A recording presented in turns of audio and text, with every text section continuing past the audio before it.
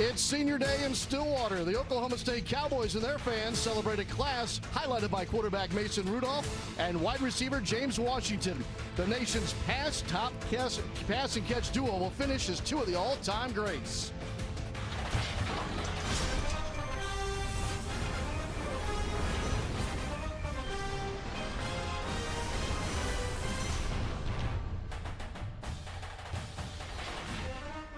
Boone Pickens Stadium on a beautiful Thanksgiving holiday weekend. It's Big 12 Conference football on FS1 as the Oklahoma State Cowboys welcome in the Kansas Jayhawks. Hi, everybody, and welcome to the broadcast booth with Brian Boldinger. I'm Sean Kelly, and here we go, the final weekend of the Big 12 Conference schedule. And this afternoon, Kansas still looking for their first conference win, hopes to get it right. And Baldy, as we hit the last Saturday in the regular season, these Jayhawks still have concerns at quarterback. Well, yeah, we're going to see Peyton Bender today. They've been rotating quarterbacks throughout the year. Carter Stanley. Peyton Bender actually started the season. The one win they got, the opening week of the season, Peyton Bender threw 4 touchdowns that day. They're just trying to find some consistency, and it really starts with the ability to just be a little bit more accurate with the football. Both quarterbacks have struggled in that department this year. Meanwhile, for the Oklahoma State Cowboys, the conversation always starts with offense, and their big three are a trio that is amongst the best in the nation, certainly the Big 12 Conference. Mason Rudolph is the nation's leader in passing yards. Justice Hill at running back leads the Big 12 on the ground, and James Washington caps a beautiful career as the leading Big 12 receiver this season. We haven't seen a trio like this lead their conference in the respective categories since the 2008 Georgia Bulldogs. It's a heck of a triplet. It really is. And, you know, Georgia had a triplet, and they all played in the NFL, and a lot of these guys are going to do it. And it's the last time that this triplet will play together here at Boone Pickens Stadium. So I think it's a big deal. Mason Rudolph has been an unbelievable quarterback. This Justice Hill, the best running back in the Big 12, I think we'll see a lot of them today. And James Washington can be as artistic as any receiver that we've watched in college football in a long time. The Oklahoma State Cowboys are looking for win number 9 on the season. Kansas motivated to get their first conference win. Big 12 Conference football right after this.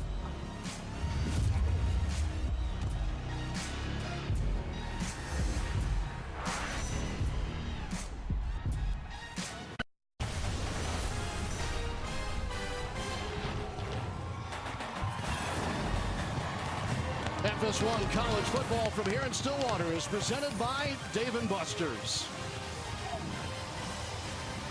The Cowboys take the field here on senior day. Last week, number 4 Oklahoma and Kansas met at midfield for the coin toss, and Kansas captains Joe Deneen, Dorrance Armstrong, and Daniel Wise refused to shake quarterback Baker Mayfield's hand during the pregame toss. Head coach David Beatty reprimanded those three. The Big 12 Conference did as well. And those three are not captains today. Much different scene today as we see full handshakes on and 4 different captains here for the Kansas Jayhawks. Jackie Desir, Kyle Puglia, Ben Johnson, and Kellen Ash serving here for the opening coin toss. Last week was a disaster, Baldy, maybe the biggest story in college football. Well, it was, because Baker Mayfield's not playing today in his final game, but really it was a classless act by Joe Deneen, Armstrong, along with Wise. There's just no place for it. It's just about sportsmanship. I always did this, Sean. You shake the guy's hand, you go battle for like crazy for 60 minutes, and then shake his hand and say, thanks for, you know, a fun afternoon. That's sports, and we should never, ever lose that under any circumstance. So that wasn't handled correctly. Post coin toss into the new week, was it handled correctly by both the Big 12 Conference and head coach David Beatty? Well, I think it's worthy of almost a suspension. Not a whole game, but maybe a quarter, sitting a quarter, and just making sure that you understand that there's no place in sports for that kind of behavior. What they did to Baker Mayfield was flat out wrong. I haven't seen that. I haven't seen that at a coin toss in my life, high school, college, or pro, and it bothered me all week long. Kansas has won the toss. They've elected to defer. Let's watch some football, as this will be fielded at the goal line, and the Cowboys will bring it out. And will start just past where they would have for a touchback. L.D. Brown on the return for the Oklahoma State Cowboys, and Mason Rudolph will lead the Cowboy offense onto the field for the first time today. He leads the NCAA in passing yards this season. Well, you know, he's more than all the stats that we're going to talk about all day. This is his 40th straight start. He's been durable. He's been the leader since he took over that redshirt freshman season against Baylor. They've had themselves a quarterback, and that man right there, Justice Hill, the leading rusher in the Big 12 and one of the best running backs I've seen in this conference in a long time. So 1st and 10, and we're underway from scrimmage, and already into the air is Rudolph, and he finds Stoner, good enough for a first down. So the Cowboys will play quickly from the jump today. They've been looking for better starts at home. They need to even their record at home at 500. Here is Hill on the handoff. Maybe a yard here on 1st and 10. Well, it was just a week ago that Oklahoma State lost to Kansas State, and they did not start well, but this is what they have a chance to do today. 2,000-yard receivers, a 1,000-yard rusher, and a 4,000-yard quarterback. Yet to see it in Big 12 history. It has happened 9 times in FBS football. 2nd down. Off play action, going for the big ball. It got Ateman racing for the end zone and inside the 5. Well, we got that graphic in just in time because Marcel Ateman just went over the 1,000-yard mark as a receiver. And I saw him down the field. I tell you, that is a big dude. He's a great blocker, but I'm 6'4". They list him at 6'4". He's every bit out here of all of that. Hill on the handoff after the 52-yard gain from Rudolph to Ateman. 2nd and goal coming up. Well, they play fast. They have played fast since Mason Rudolph has taken over here. Mike Gundy has a program set up by culture. It has been established for 13 years under Mike Gundy. It's a culture of winning, and it's a culture of production. And Mason Rudolph basically embodies all of the culture that Mike Gundy preaches. Washington lined up as a receiver on the big side of the field. Man coverage inside the 5. And the diamond formation is broken up by the Cowboy back in motion. 2nd down. And nothing for Hill as he's dropped in the backfield by Joe Deneen, the starting middle linebacker for the Kansas Jayhawks. You know, that's his 22nd tackle for loss this year. I mean, the one thing about Kansas this year, not having a good season, that middle linebacker and captain Joe Deneen, he's got over 60 more tackles than the next closest player on that defense. Every play, every snap, every game, Joe Deneen. Number 1 of the Big 12 tackles for loss. 3rd down. Give is for Hill. Got past the first line of defenders, but it'll be shy of the goal line. Wow. Kansas might start this game with the goal line stand. I don't think that, I think Oklahoma will keep that high-powered offense out there. I mean, after all, we just bragged about 2,000-yard receivers, a 1,000-yard rusher, and a 4,000-yard quarterback. Not going to settle for a field goal. So they brought their big bodies in. They got a bunch of fullbacks, Britton Abbott, and that Cowboy back. Number 41 is the lead blocker. They're going to go for it on 4th and goal. Rudolph out of the diamond will keep after the play fake to Hill, and he's in for the touchdown. And Oklahoma State has opened up the scoring here on the first drive of the football game. You know, that's Mason Rudolph's 9th rushing touchdown this season. And it's an aspect of his game that people have to realize. He is a threat in the running game. This is going to be read option all the way right here. Going to fake it in here to Washington and pull it out. Or fake it to Hill and pull it out. And 9th rushing touchdown, 16th rushing touchdown in his brilliant career. 30-9 as a starter. Here's Amendola. He's been perfect this year on his extra points. And with that 7-0 here, a couple of minutes into the football game. And Mason Rudolph, who already owns 32 school records. Oh, look, if you started reading all the records that Mason Rudolph has set, I mean, it's a novel. And here is the throw to Marcel Ateman. You see the accuracy right here. And Ateman, good 1-2 punch with Washington and Ateman at wide receiver. And then here's the touchdown run. The fake to Justice Hill. Enough speed to get to the corner and right into our camera and into your living room. I tell you, I spoke to him down the field before the game. He's just a class kid. It's what you want in college football. Still has the baby face on him, you know, but he's going to have a nice opportunity at the next level. I mean, he's got all the attributes. Never have to worry about him. you know, when they turn off the lights at night. He's in the film room. He's the gym rat at Rock Hill, South Carolina. Pretty good stock. His mom ran track. His father played football at North Carolina. And he's just been a tremendous acquisition here to this Cowboy program. Kansas is about to get their first touch. Shadler and Charlotte are deep to receive. Here's Shadler. And so Kansas will get their first look after the 17-yard kickoff return. And back into a starting role today is Peyton Bender. He'll make his 8th start of the season. This is his 10th game played. And you and I talked at the top here, Baldy, about the inconsistency they've had at this position. Well, it's been inconsistent. I talked to the offensive coordinator that coaches, Doug Meacham, who played offensive line here at Oklahoma State.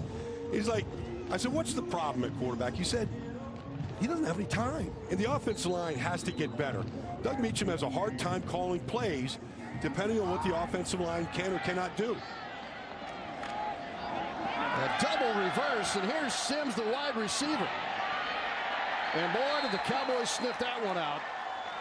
Led by Ramon Richards out of the secondary in there to make the hit. Well, they have a bunch of seniors on this Oklahoma State defense. In fact, we'll see 10 of them. 10 seniors or redshirt seniors, guys that have come up in that program of culture that are going to play their last game here today at Boone Pickens. Richards, a converted quarterback, now finishing his career at a strong safety. 2nd and 14.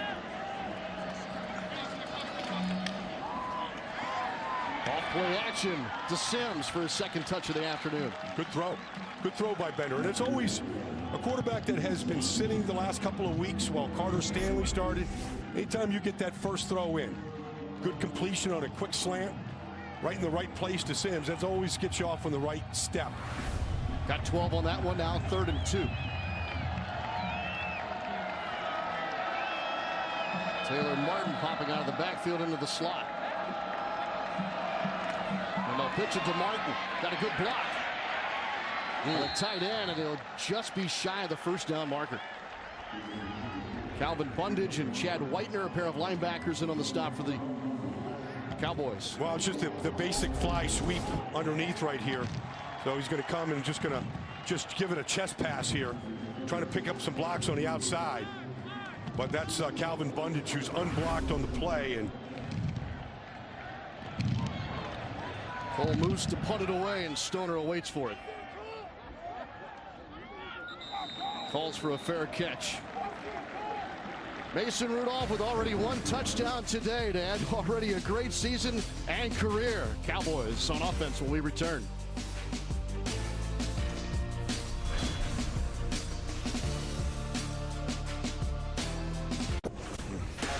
Well, Oklahoma State has hit a strong year so far. They started 3-1 and put up over 48 points per game over their first 4. They followed that up with a 4-game win streak and climbed to the top 10. But then 2 home losses in the last 3 weeks, including a few weeks ago in Bedlam, has them on the outside looking in for a spot in a New Year's Six bowl. Head coach Mike Gundy, the longest tenured coach in the Big 12. 13 years now. 7-0.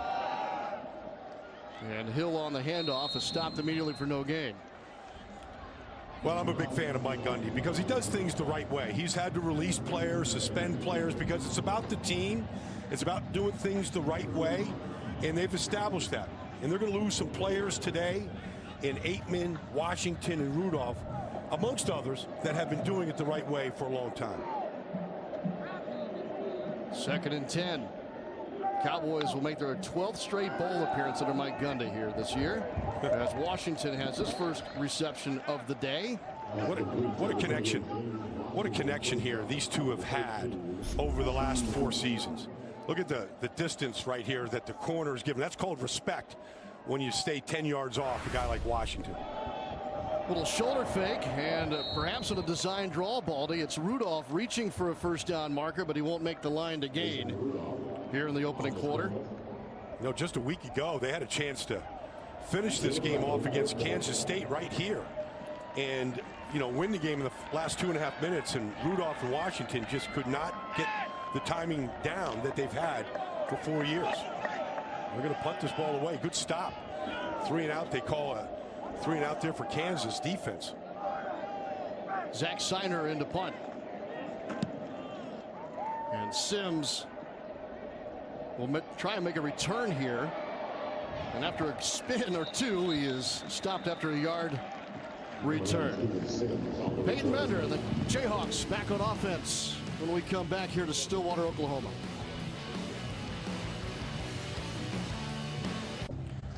Back at Boone Pickens Stadium, where Oklahoma State's on top of Kansas 7-0. Right here, there's a flagrant face mask by Zacharias Green on Steven Sims, and they didn't get the call. And Kansas needs the call. David Beatty in their program, they need these calls. They need every bit of help. Look at the ineptitude that David Beatty and this Kansas program has had, not winning a conference game now on the road in almost a decade. There's Bender off play action. Look at the Shadler, and he missed him by a bunch. And Shadler took a pretty big pop as well from Bundage. And Baldy, I'm with you. Now, at least Kansas's defense got him a 3 and out on the second Oklahoma State possession of the day.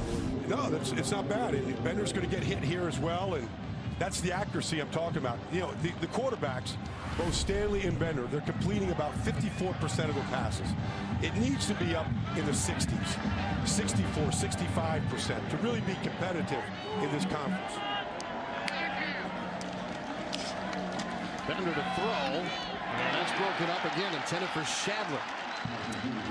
And David Beatty in his 3rd season here at Kansas, trying to turn this program around, and he talked to us this week. He's had 11 guys that have already had surgery.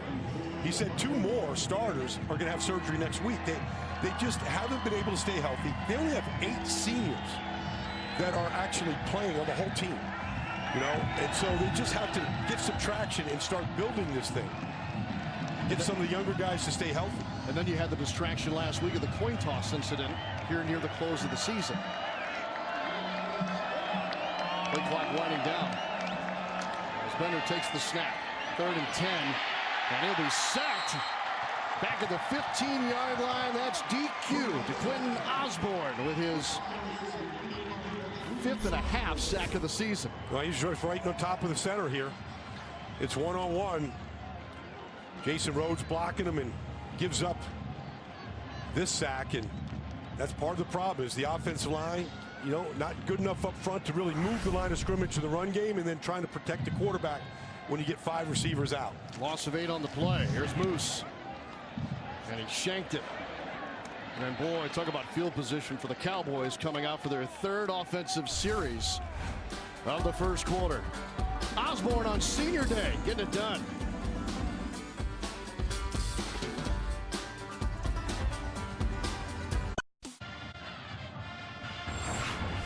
Coming up next on FS1, the Land of Lincoln Trophy is on the line as Northwestern takes on Illinois. Over on Fox, number 16 Michigan State battles Rutgers, followed by the Apple Cup as number 13 Washington State visits number 17 Washington. It all happens today on FS1 and Fox, so you can stream it all live on Fox Sports Go. This is not a great look. I'm sorry. I mean, I just think it's pasty, and I know it's nice weather out here. It's the holiday weekend. Man, got to cover that up, Sean. There's Hill on 1st down, and Baldy, the cutoff denim shorts are about a Mike Gundy mullet away from 1983. Yes, they are stuck in a different generation here, but he's got the paddle. All right, so it is, you know, it's a holiday. A lot of students down on campus showing up with his paddle. Draw for Hill. Shakes 2 defenders, and the jersey pull near the end, and he's very close to a 1st down. This Justice Hill is some player. It started last year. You know, he's all the 100-yard games that he's had, but unbelievable quickness and then strength on top of it. Chains move, 1st down, Washington. Not much into his own bench. Justice Hill from Booker T. Washington High School. Great program right down the road in Tulsa here. And he's having some kind of start to his career. Leading the Big 12 in rushing, the 13 touchdowns. But, man, the number of games where he's just dominated the game. Big win against Iowa State a couple weeks ago. Had a great game against Matt Campbell's defense. He added 15 pounds of just muscle since his freshman year. I want to do that. What's the program? I added 15 pounds on Thursday. Here's Hill trying to shake a horse collar, and after a gain of 4 on 1st down. You know, you go around the conference. We're in the 12th week right now, and you talk to other coaches about Justice Hill. They're like, That guy is the best running back in the conference. A lot of good running backs in this conference. And he's the guy that makes this offense go. We got to stop him. That's what coaches said. We got to stop him before we get to Rudolph or Washington. How crazy is it, Baldy, to have the passing offense that Oklahoma State has and to still also have the leading rusher in the conference as well? Fake to Hill, and a ball dropped on the wide side of the field by Brown, the Cowboy back. And this is a Justice Hill run a couple weeks ago against Iowa State. This is a big comeback win in the fourth quarter. But look at it, this is all him. It's not blocking and scheme. I mean, it's just his ability to break tackles. And that's the thing. His balance is unbelievable, and his ability to finish. One of the best games against Iowa State they had that Iowa State saw all year. 43-yard attempt here for Amendola. He is 3 for 5 this season from this range. Make it 4 of 6. And the lead grows to 10 for the Cowboys here in the first quarter. Matt Amendola, just a redshirt sophomore, is the first in the Big 12 points-wise. Now it's 114 as he leads the conference in that category. Justice Hill getting a little bit of water right there on the sideline. He's only a sophomore, but I think he's, so many great backs. Obviously Barry and Thurman, and and so anytime you're a good back here at Oklahoma State, those names get brought up. And you can't do that to Justice Hill. You can't. I mean, there's only one Barry, only one. Remember when I was doing games at Fox, and P.T. Navarro's our producer today, I mean, we used to have a camera just for Barry's feet, just to watch the footwork, like a special camera. But you have to make your own way. But when you have two Hall of Fame backs like Barry and Thurman, and Mike Gundy, he played with those guys here at Oklahoma State. He was the quarterback during that time, and so they get brought up. But he's going to have a chance to make his own name. He has a 41.3-inch vertical leap. How does that translate at the next level? I guess, if there's no hole there, you can just jump over like tall buildings and piles of bodies. This is Dylan Charlotte.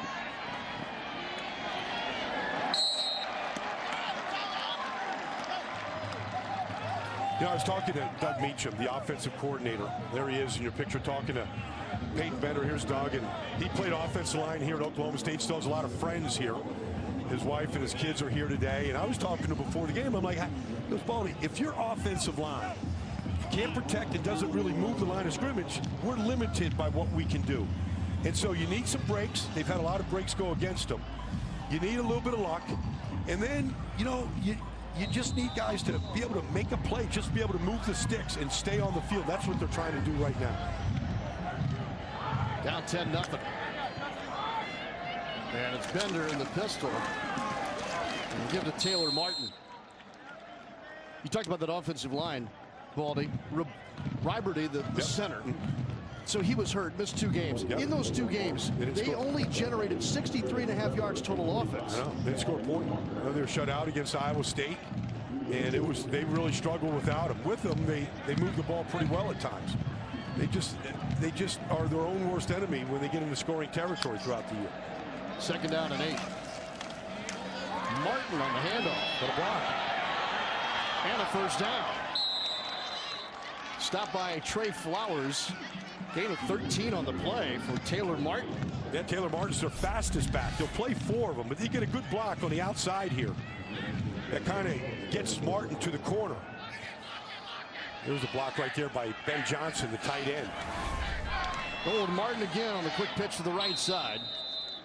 And he's forced out of bounds on the play by Chad Whitener, the middle linebacker. Started his career at Cal. Yeah. Smart guy. Whitener's playing his 37th career game here for the Cowboys. And he's their leading tackler.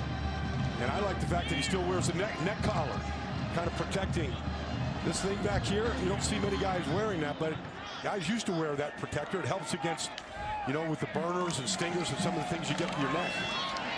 Martin's trying to find a hole and gets across the 42-yard line. Gain of 6 on the carry for Taylor Martin. This Oklahoma State defense has given up a lot of points this year, a lot of big plays, uncharacteristic. They've taken the ball away like they have you know, for a long time under Glenn Spencer, but they've given up a lot of big plays. They gave up 4 passing plays of 40 yards or more a week ago to Kansas State, things that Kansas State doesn't normally do. And Mike Gundy was in the office the next day trying to figure out what went wrong to DQ Osborne and all of the talent they have on that side of the ball. Khalil Herbert is in at running back for the first time. Off the fake to him, a little pick here, and Sims has got the catch, and good enough for a first down. Ramon Richards on the stop for the Cowboys. You know, this Steven Sims, he was originally going to Texas A&M with David Beatty. David Beatty was a wide receiver coach at Texas A&M when Johnny Manziel was there. And then when David got the job here, he said, hold on a second, buddy. I know College Station is nice, but maybe Lawrence, Kansas would be a good spot for you.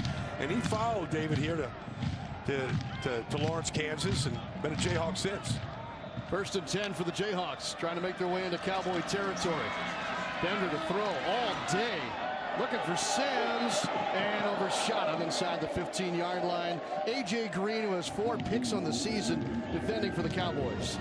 Well, you know, Oklahoma State only rushed 3 that time. So Bender had a lot of time with the ball. Good defense on the outside. That A.J. Green has had an interception in each of the last 4 games. And if you test him long enough, he's going to get his hands on a football now. He's got some special skills when the ball's in the air. Those 4 picks are the most on the Cowboy defense. Martin will get back in there at running back. 2nd and 10. Martin slips and is unable to get back to the line of scrimmage. Quentin Osborne finished it off up front for Oklahoma State. Well, you can't lose your footage. The field is absolutely perfect. You know, I mean, you tackle yourself when your feet go out from underneath you. But they shrunk that hole that time. DQ, Osborne coming in. Only going to be a 3-man rush right here. So now 3rd and 12. Three-man rush here for Oklahoma State. They're going to drop 8. And Bender's he's got to be patient with the ball here. Just got the snap. Bender to throw.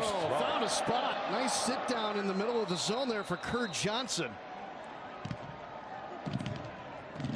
Into Cowboy territory and a gain of 21 yards for Johnson and the Jayhawks. Good blitz pickup right here on the outside as they bring Bundage. Back picked him up well.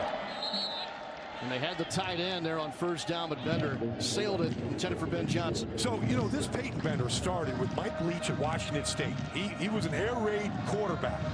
Things didn't work out. He lost the job. He transferred to Itawamba Junior College in Mississippi, came here, and he's got a big arm. They said he's got to work on his footwork, his mechanics, but the arm strength that we just saw on the deep slant, it's there. It's something to work with. 2nd and 10.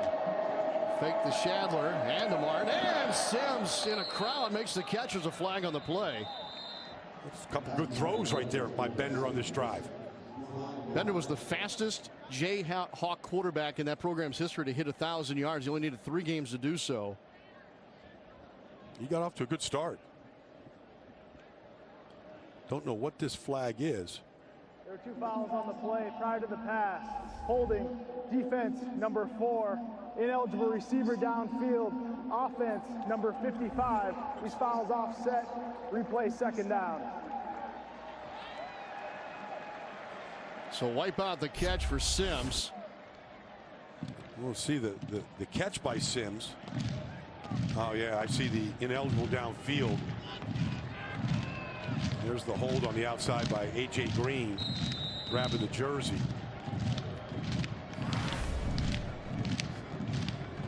Of course, there was the ineligible downfield. I think it was on Rybordy, the center. Yes. That basically canceled and nullified that catch. 10th play of the drive here for Kansas. Handed off to Martin. Breaks 1 tackle. And get a little closer to field goal range here for KU. Martin's been busy early. Yeah. Well, that's a good drive so far by Kansas, and they're faced with this 3rd down. See if they can convert it. They've converted a couple already on this drive. 2 for 2. This is 3rd and 8. And Bender's going to make an adjustment as he looks to the far side in the Kansas bench. Looking to Doug Meacham for the audible check here. Bender to throw. Trying to step over the pocket. Flag on the play. Possible hold. Bender goes behind Evan Fairs. Incomplete. You know, they're going to get a hold here on the offensive line. And Holding. Offense number 78. This penalty is declined. It's 4th down. so the hold's on Akeem here.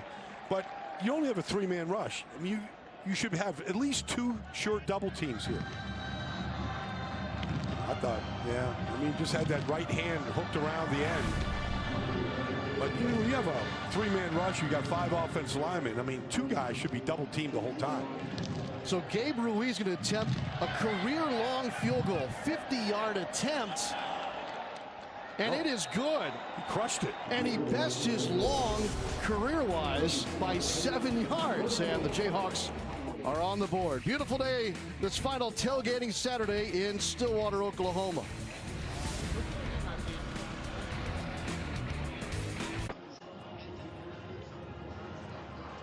Jayhawks are on the board. Gabriel Ruiz with a 50-yard field goal to cap the 12-play, 46-yard drive.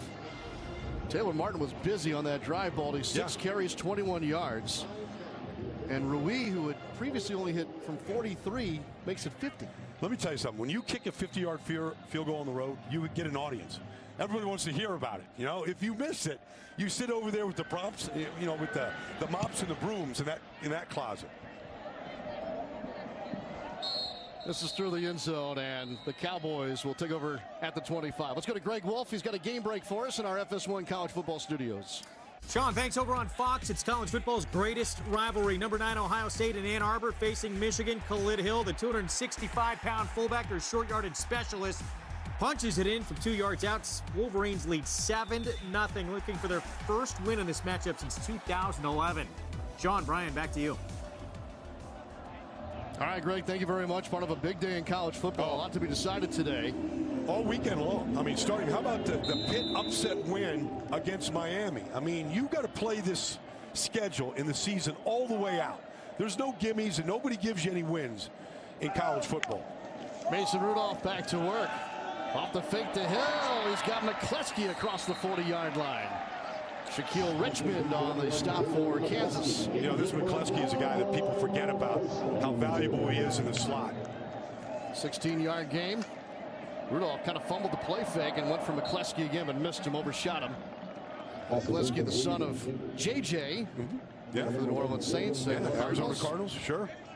A lot of some nepotism going on. Former players whose dads played in the NFL here out for Oklahoma State. Yeah, Marcus Keys, the left guard, falls into that category. Sure does. 2nd and 10. Yeah, played for the Bears. Stoner on this one. Breaks the tackle, and 2 Jayhawks are needed to drag him down as he's past the line again. Miller primarily on the stop, 14-yard gain. First down, Oklahoma State. You know, when the scouts watch Mason Rudolph from the NFL, as you see Tyrone Miller down for Kansas, they get to him. But when they watch Mason Rudolph, they're going to see an arm that has a lot of juice to it. When you watch the ball come out, they call it the spin, right? That ball spins, it comes out hot. He's got a good arm.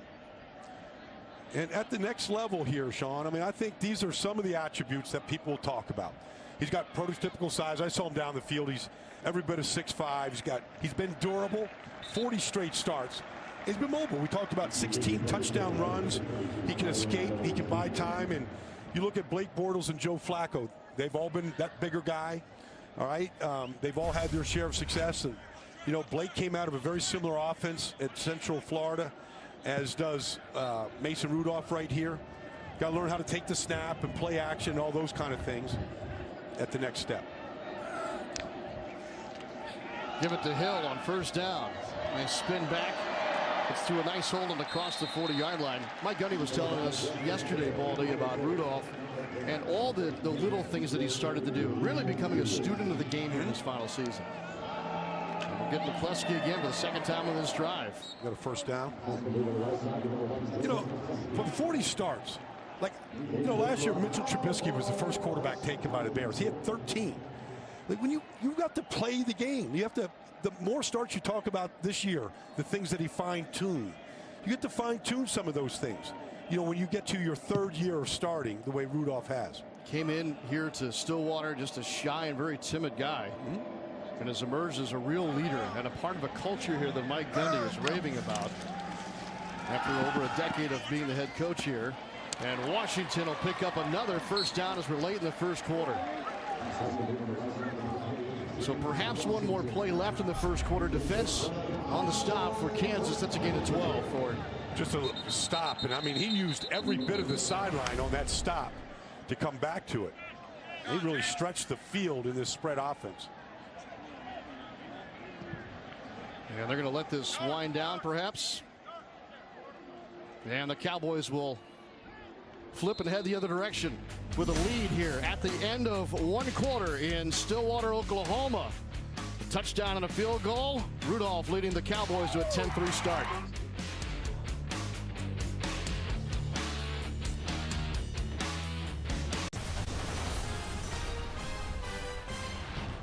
FS1 college football from here in Stillwater is presented by Dave and Buster's. Welcome back to Boone Pickens Stadium.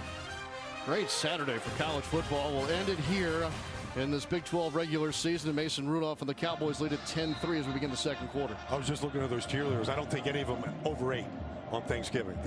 They all look like they've been able to maintain their calories. Well done. That's discipline I don't have. Yes, I don't have that either. Yep. The beach cobbler buried me the other day. I don't know who thought that was a good idea after a couple plates of turkey. Well, apparently you did. You jumped right in. No willpower. Rudolph off play action. Looking for Washington. It's broken up in the end zone. That's an excellent play by Hassan defense on James Washington, because Washington is one of the most athletic guys in the country with the ball in the air. That's a perfect play by defense. He looked back for the ball. He timed his jump. He got his right hand in there, and he broke up the play against one of the elite players in the country. 9th PBU of the season. Yep. Bring up second down and 10.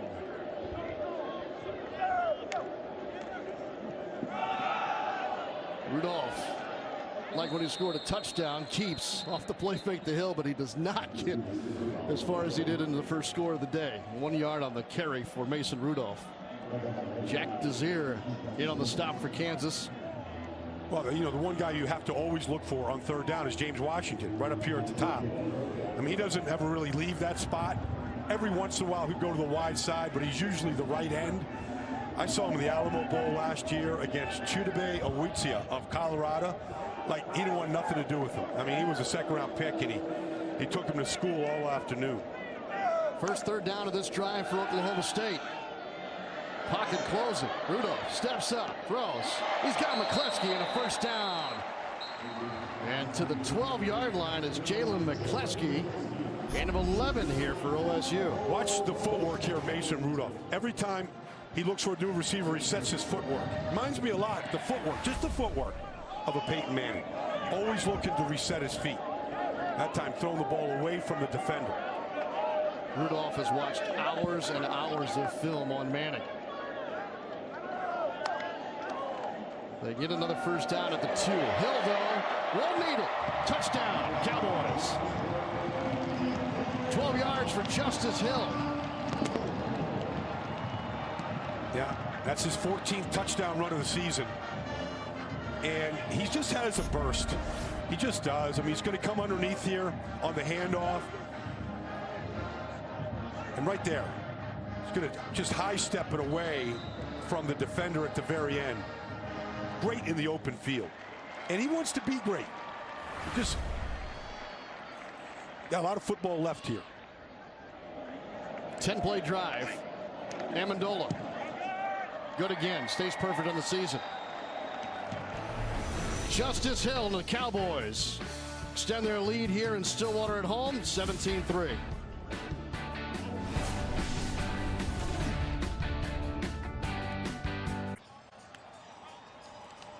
Welcome back to Boone Pickens Stadium, Stillwater, Oklahoma. 10 plays, 75 yards. It's Justice Hill on the 12-yard touchdown run. And the Cowboys now extended their lead 17-3 early second quarter. And we're seeing, the triplets here today. We're seeing Rudolph scored on the one run, Hill on the one run. We've seen James Washington with a couple of big catches on the outside. And that's what these fans have been able to watch here at Boone Pickens Stadium the last 3 years. Amendola gets it away. Very returnable for Shadler.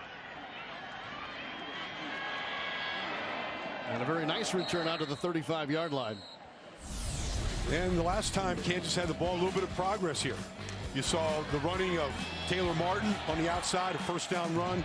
Peyton Bender with a good shot here into Steven Sims, and then a couple catches there by Kurt Johnson, and ended up in a 50-yard field goal. So Peyton Bender trying to build off of that last drive. He'll bring Taylor Martin onto the field with already 6 carries today, 21 yards, most of it on that scoring drive. And they'll spot it at the 34-yard line. This is their best starting field position of the day. Give it to Martin. And he'll drag one defender with him. Zacharias Green. Kansas wants to try to play fast. They brought Doug Meacham in from the air raid system, played at Oklahoma State, coached most recently with the Horned Frogs and Gary Patterson. Came up here to run the offense. Knows they've got to get stronger up front to protect their quarterbacks. 337 yards total offense per game under Meacham here in this first season with him calling those plays. Martin trying to bounce outside. Wow, great play defensively by Ramon Richards. Drops the Jayhawks for a big loss. Well, this Ramon Richards is some kind of, first of all, he's a ball hawk. He's going to bounce it to the outside here. He's got 10. Here he is coming up here. Just going to take Martin right off his feet. 10 career interceptions for Ramon Richards, though. Great ball skills. 3-yard loss on the play. Making 3rd and 7. One of those seniors that's playing his last day for the Paddle Club here in Oklahoma. Those walls that they pound with those paddles are so close to the field. It is loud. Delay of game. Offense. 5-yard penalty. It's 3rd down. So it's interesting, Baldy. Kansas has been really good in the red zone. They lead the conference with scoring percentage in the red zone. It's this play here where they shoot themselves in the foot so many times. Well, they just did. I mean, this is an offense that's struggling to get first downs, and now you put yourself in, a position. That's all on Peyton Bender to get that ball snapped earlier than that. Now 3rd and 12.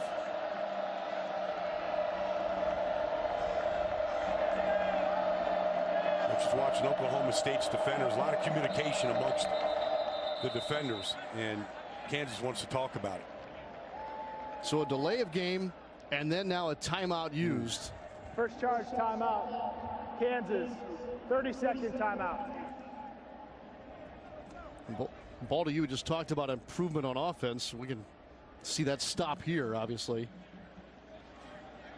Tuesday, we've got an early season hoop showdown as number 22 Baylor visits Trevin Blewett and number 15 Xavier, followed by Maine taking on Georgetown. First-year Hoyas head coach Patrick Ewing off to a great start, 3-0 now on the season. It all starts at 6 Eastern on FS1 or stream it live on Fox Sports Go. Well, if you finally get that chance. Yep. It is basketball season. I saw my Duke Blue Devils are up to 7-0 right now. But like you're looking at Doug Meacham talking to his offense here. I mean, you take the delay a game, then you call the timeout. I mean, if you're going to call the timeout, just call it before and get it straightened out when it was 3rd and 7. But they're trying to. David Beatty said they're trying to get to where Mike Gundy is, build that culture and get that system and get the traction. They weren't very good at Oklahoma State when Mike Gundy took over. He was, and they've had a couple years where they weren't great. 2013, they weren't great, but they bounced back. 3rd and 12, and a big play here to keep this drive alive. Got a chance. Off the screen on the right side, Kurt Johnson makes the catch. Sims lost his hat. A.J. Green on the stop for the Cowboys on a gain of 10. Well, just, you know, I mean, if you didn't have the delay of game penalty, you might gain enough yards on that first down. 3rd and 12 is tough against the zone defense. Everybody's looking at you as you catch it. That Trey Flowers is some player. He's had a good career here. Low snap to Moose. Stoner will call for the fair catch. And the Cowboys are back at it here when we return to Stillwater. All Cowboys so far, number 18 in the nation, up 17-3.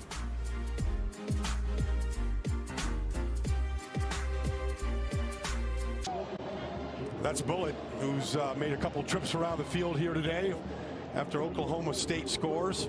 Spirit Rider is riding Bullitt, and one of the great traditions here when you come to Boone Pickens. And those are the triplets right there for Oklahoma State. Rudolph off to a good start with the rushing touchdown as well. James Washington held to just one catch so far.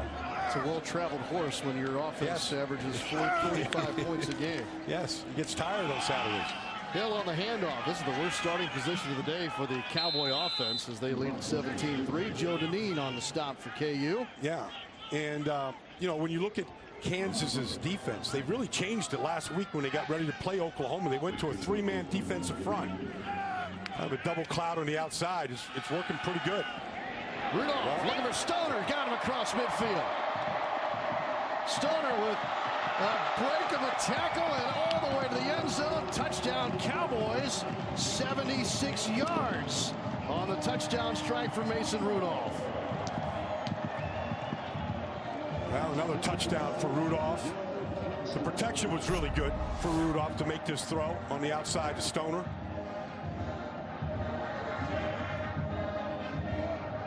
Nobody around him, and he knew it right away. He had a chance. Good, accurate, deep ball. That's 2 completions today of 50 yards or more for Rudolph, and 29 now on the season as he connects with Dylan Stoner. Stoner's got a good future here, right down the road from Tulsa. Just a redshirt freshman. Powerful Jenks High School. 2 plays, 78 yards, 31 seconds. Stoner needs a breath. Bullitt's going to be busy. Yes. Well, he get him on the outside here. Just a stack route. Stoner's going to the inside.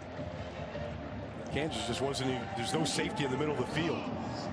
Yeah, Deontay Ford is on an island there. I mean, there's no help over the top at all. Deontay Ford kind of the nickel back.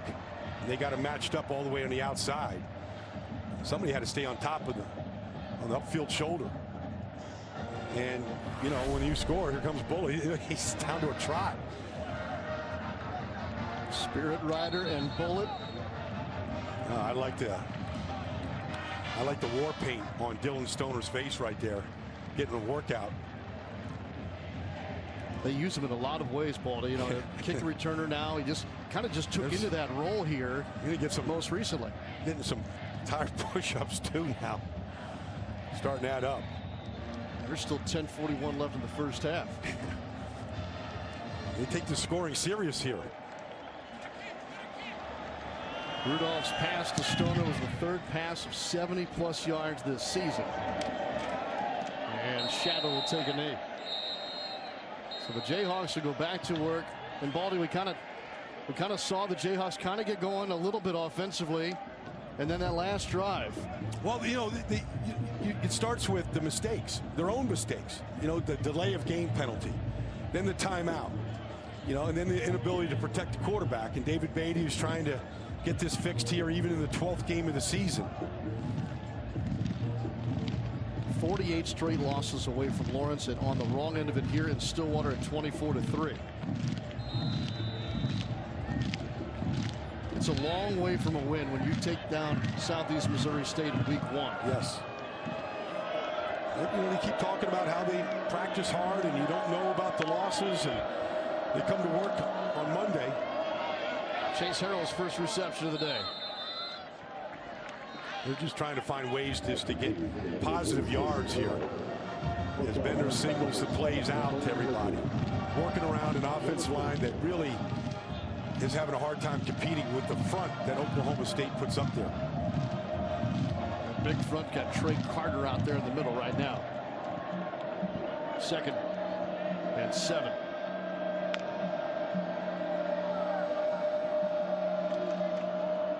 They'll give it to Martin.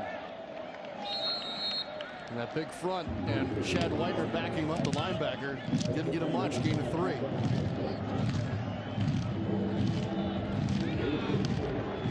Whitener is the quarterback of the defense, calls out the signals as they bring in a whole new fresh set of bodies here.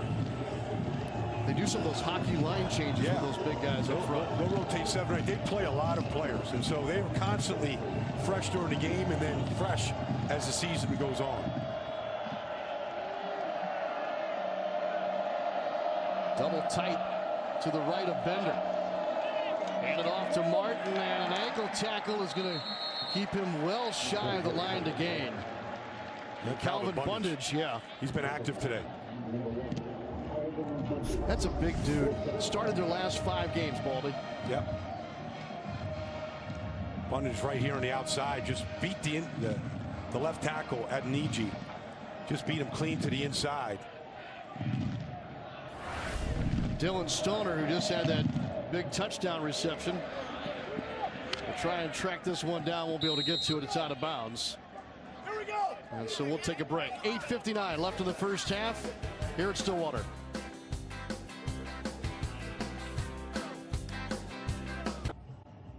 Hey, don't jinx. Cowboys 23, Jayhawks 3 here at Stillwater. Let's head back to Los Angeles for a Dave & Buster's game break. All right, Sean, thanks. Back to the big house and the great rivalry happening over on Fox. John O'Korn hooks up with his tight end Sean McKeon, 3-yard touchdown. First touchdown pass in over 2 months for O'Korn. Michigan leads Ohio State 14-0 second quarter. Sean, Brian, back to you. All right, thank you very much. They needed a big quarterback day from O'Korn. They were looking for some quarterback play, and they needed to beat the Buckeyes. Speaking of quarterback play, as Rudolph goes back to work, he's already over 211 yards, more than halfway to perhaps a 10th 400-yard passing day of his career. And we got a Jayhawk down after that catch. That's Dorrance Armstrong, the preseason Big 12 Player of the Year. Now let's take a look at Mason Rudolph already today. That's to Marcel Ateman, the senior. Pulled the ball down inside the 5, ran for the first touchdown of the afternoon. Working the pocket right here, keeping the play alive. And this throw here to Dylan Stoner, most recent touchdown. I'd say if Mason Rudolph needed a script a day for his final day as a senior here at Boone Pickens, this would be pretty close to the script. Yeah, I think this will read very well on scouts' cards as they leave Boone Pickens Stadium. That throw he made to Dylan Stoner, Baldy. I mean, Stoner didn't break stride at all. No, it was right in stride. And this is tough here to see Dorrance Armstrong down. Well, he's already had his shoulder pads. Just see, like, this guy has been such a battler throughout the year. Not the same numbers as a year ago, but getting a lot of double and triple teams. Still attending to Armstrong. We'll be right back.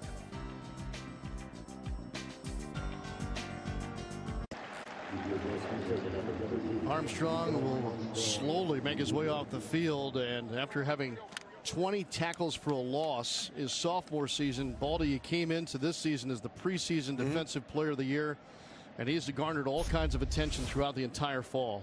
Well, he's going to come into the picture. Here he is circling back in the center. Lundblade is going to fall right on top of his leg. I'm going to get him from behind. Looked like it was his left leg that he got rolled up on. That's a 6'3". They've had so many 300-pound center coming at you. Well, it is, and you know they went to a 3-man defensive line last week against Oklahoma. They're playing it today because they just don't have enough healthy bodies. defensive tackles or ends. And now Armstrong goes off the field.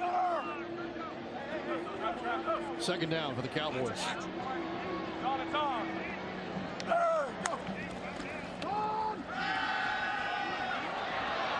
Rudolph in trouble, finds Ateman. And he'll get the spot for a first down. That's some good footwork by Rudolph that time. Just doing the reverse spin right here, away from trouble, and then being able to get that ball out quickly and accurately. Better pocket now for Rudolph as he finds Washington. It'll take 2 defenders to bring him down after a gain of 3 yards on the play. James Washington leads the nation in receiving yards. Came into today #1 active player with 4,240 yards. I talked to him before the game. You know, he has a ritual. Whenever he scores, he just hands the ball to the ref. Said he's been doing that ever since high school. Never going to change when he gets to the next level. They had a guy that used to play here that did the same thing for a long time, named Barry Sanders. Just does things the right way, Baldy. Yep. And Mike Gundy was talking yesterday about, you know, culture here and what this senior class has meant. Washington certainly fits the bill, and you mentioned the way that he acts after a score. Gundy was saying yesterday, because I thought for the first couple of years I wasn't sure what I knew about Washington because he hardly spoke at all. Just whispered. And he let his playing do the talking, right? There's the Cowboys offense.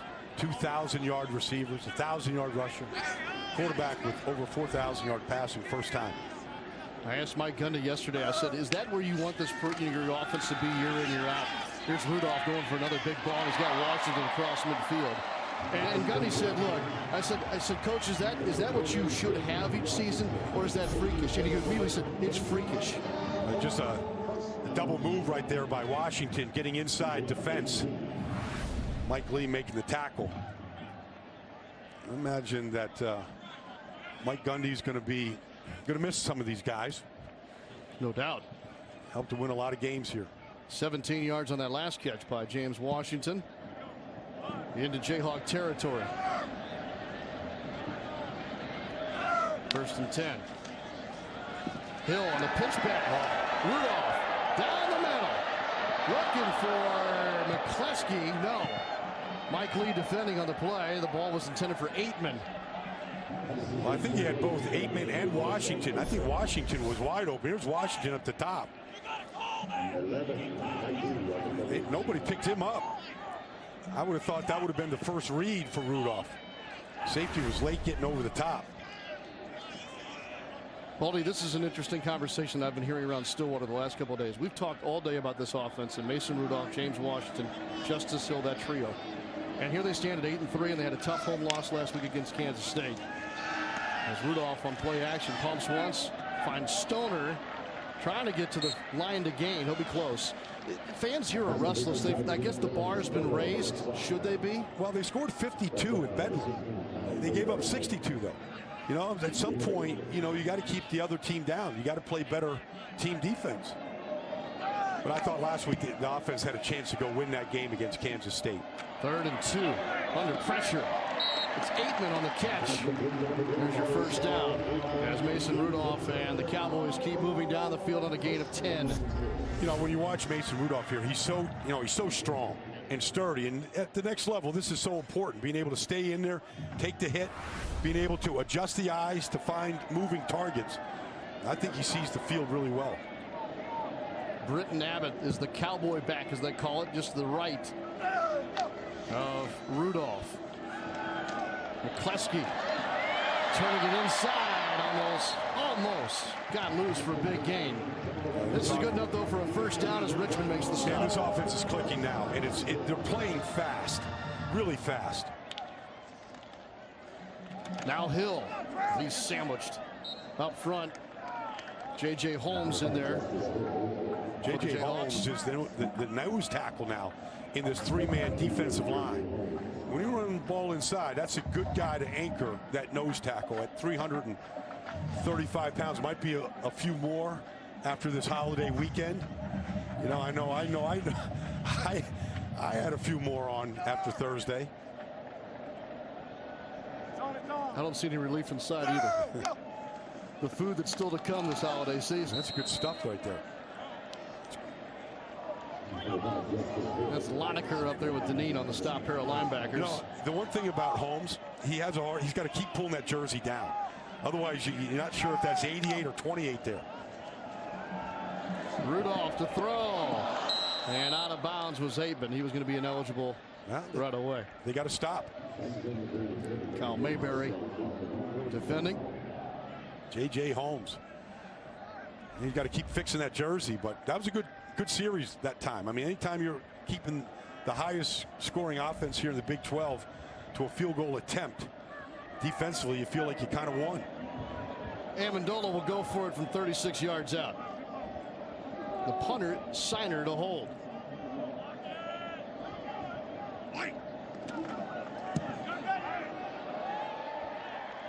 And the scoring in Stillwater continues.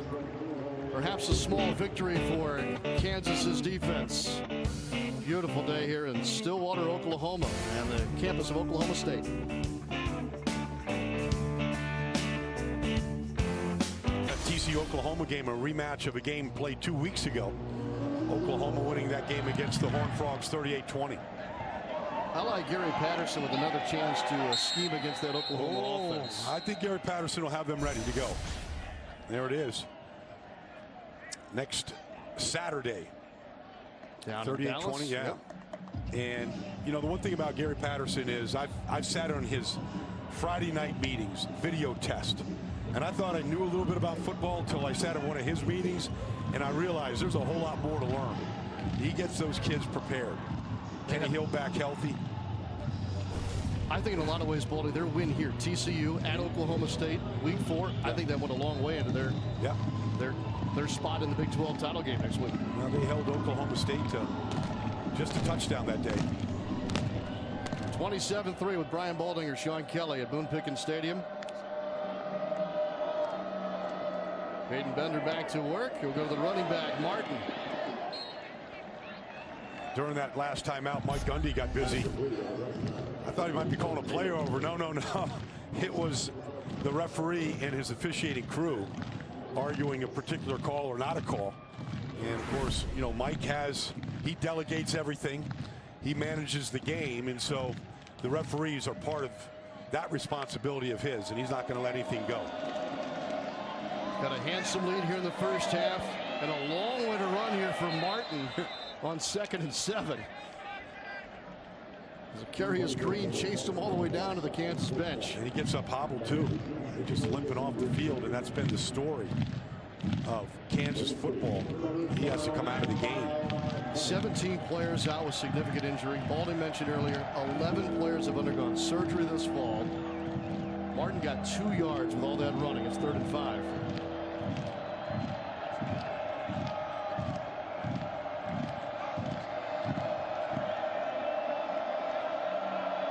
There's Johnson in motion.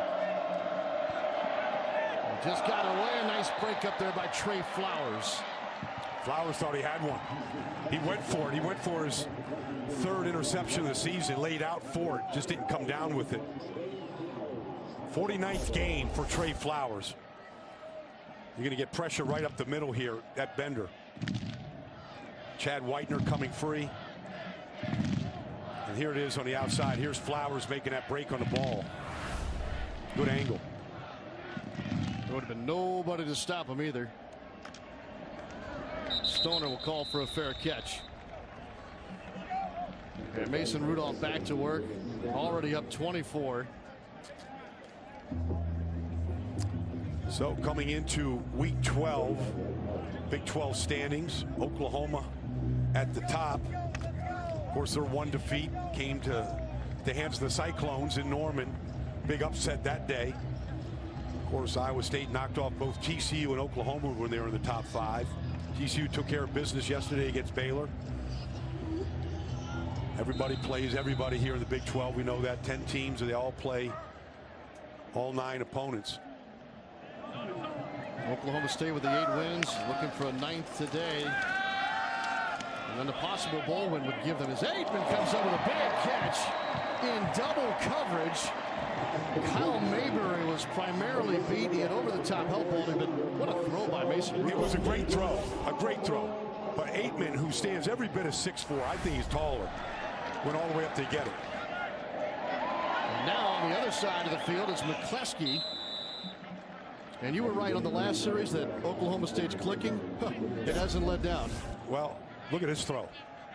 Right on top of the tee. Took it right off the rim. Ateman again. Bottled it, dropped it. Of course, have to show so many great catches. You gotta drop the easy one. He was like, yeah, that one's on me.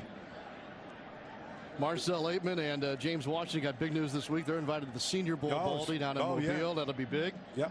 No, it's a great week down there, and of course the NFL will all be there. You know, just beginning that whole process that the seniors have to go through and select the juniors. Here's L.D. Brown bouncing outside. Going for the end zone. Pylon. And just short. He'll be just short inside the 1-yard line. L.D. Brown on his first carry of the day. Wow. I guess if you don't get a chance to get many carries. 29 yards. Quick snap. Falling forward and just short of the goal line. The Cowboys will have to try one more time here. Just watch L.D. Brown here. See where the ball is, where the feet are, as he tries to get inside the pylon here. Foot hit the pylon. The ball was on the inside. I can't see if the right foot hit the white stripe here. Right there. Yeah, I think the right foot did step out of bounds. That last replay showed it.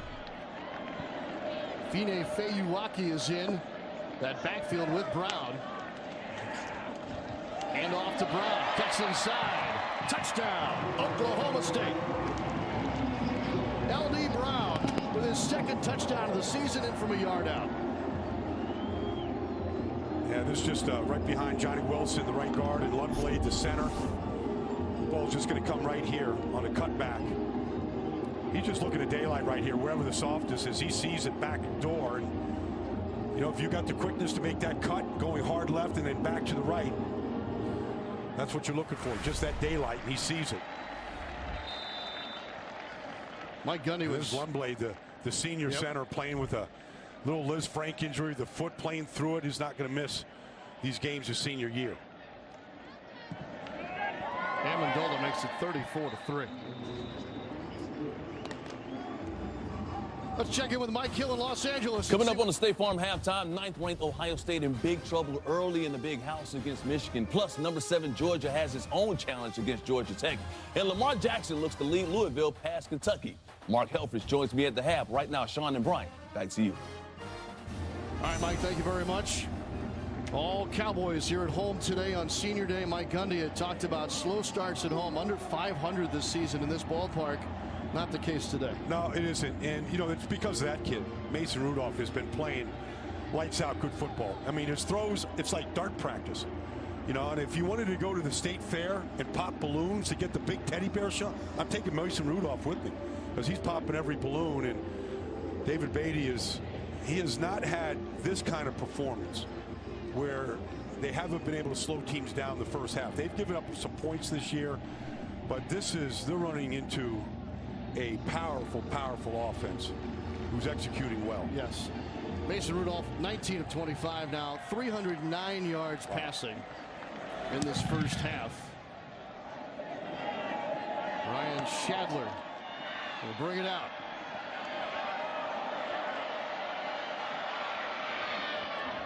Not a bad return. Greg Wolf in Los Angeles with an update on Georgia Tech. Sean, thanks. 112th meeting of clean, old-fashioned hate. Number 7, Georgia and Georgia Tech. Jake Fromm finds Javon Wims. 21-yard touchdown. Bulldogs lead 14-7 second quarter. Sean, Brian, back to you.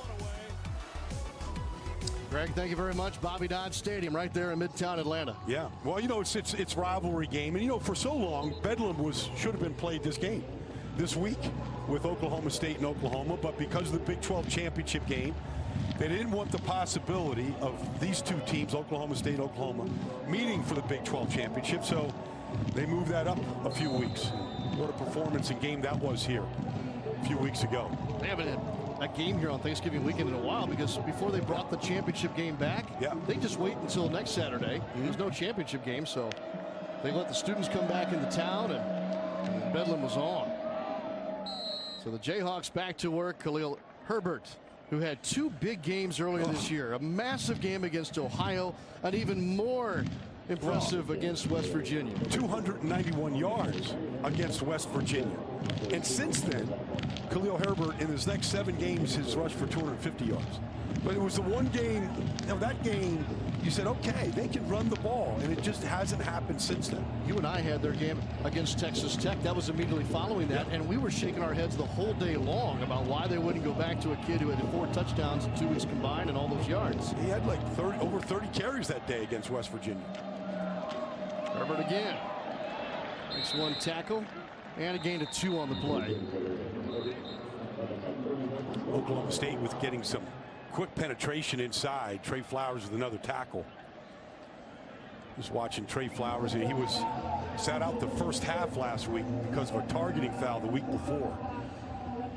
Came in to start the second half. You wonder if some of the big plays they gave up against Kansas State, would they have done that if his presence was on the field then?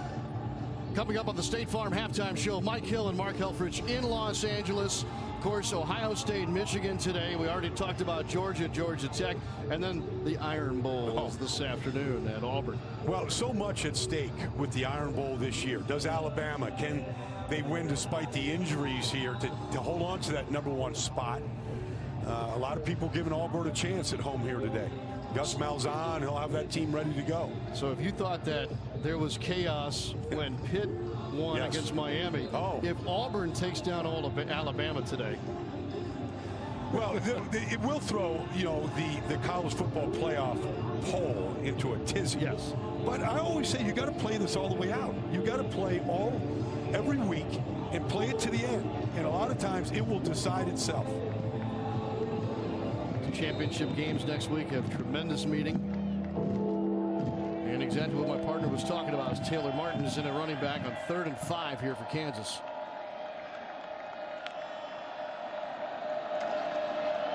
Bender will give it to Martin. First down and more.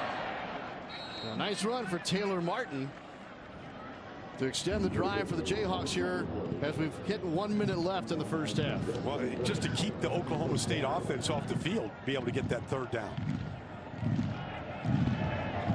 Kansas will have the ball to start the second half. They won the toss and deferred. 1st and 10. Bender looked off Sims and looking for Johnson. Almost had it picked on a wobbling throw, well short. That was DeQuinton Osborne hanging all over Peyton Bender on that throw, kind of affecting it. Osborne, one of those seniors, redshirt senior, playing his final game here. They announced all the seniors before the game. They all got a rose, got a hug from the head coach, Mike Gundy, a real good ceremony prior to the kickoff. Got a sack already today. But you're talking about Simmons earlier on the Kansas side. I don't think that Osborne's getting his jersey on all by himself either. Handed off to Martin, and he reaches midfield. Gain of 7 on the play. David Beatty's going to call a timeout here. Like to at least get in position for maybe a field goal. Rui already has one from 50 yards.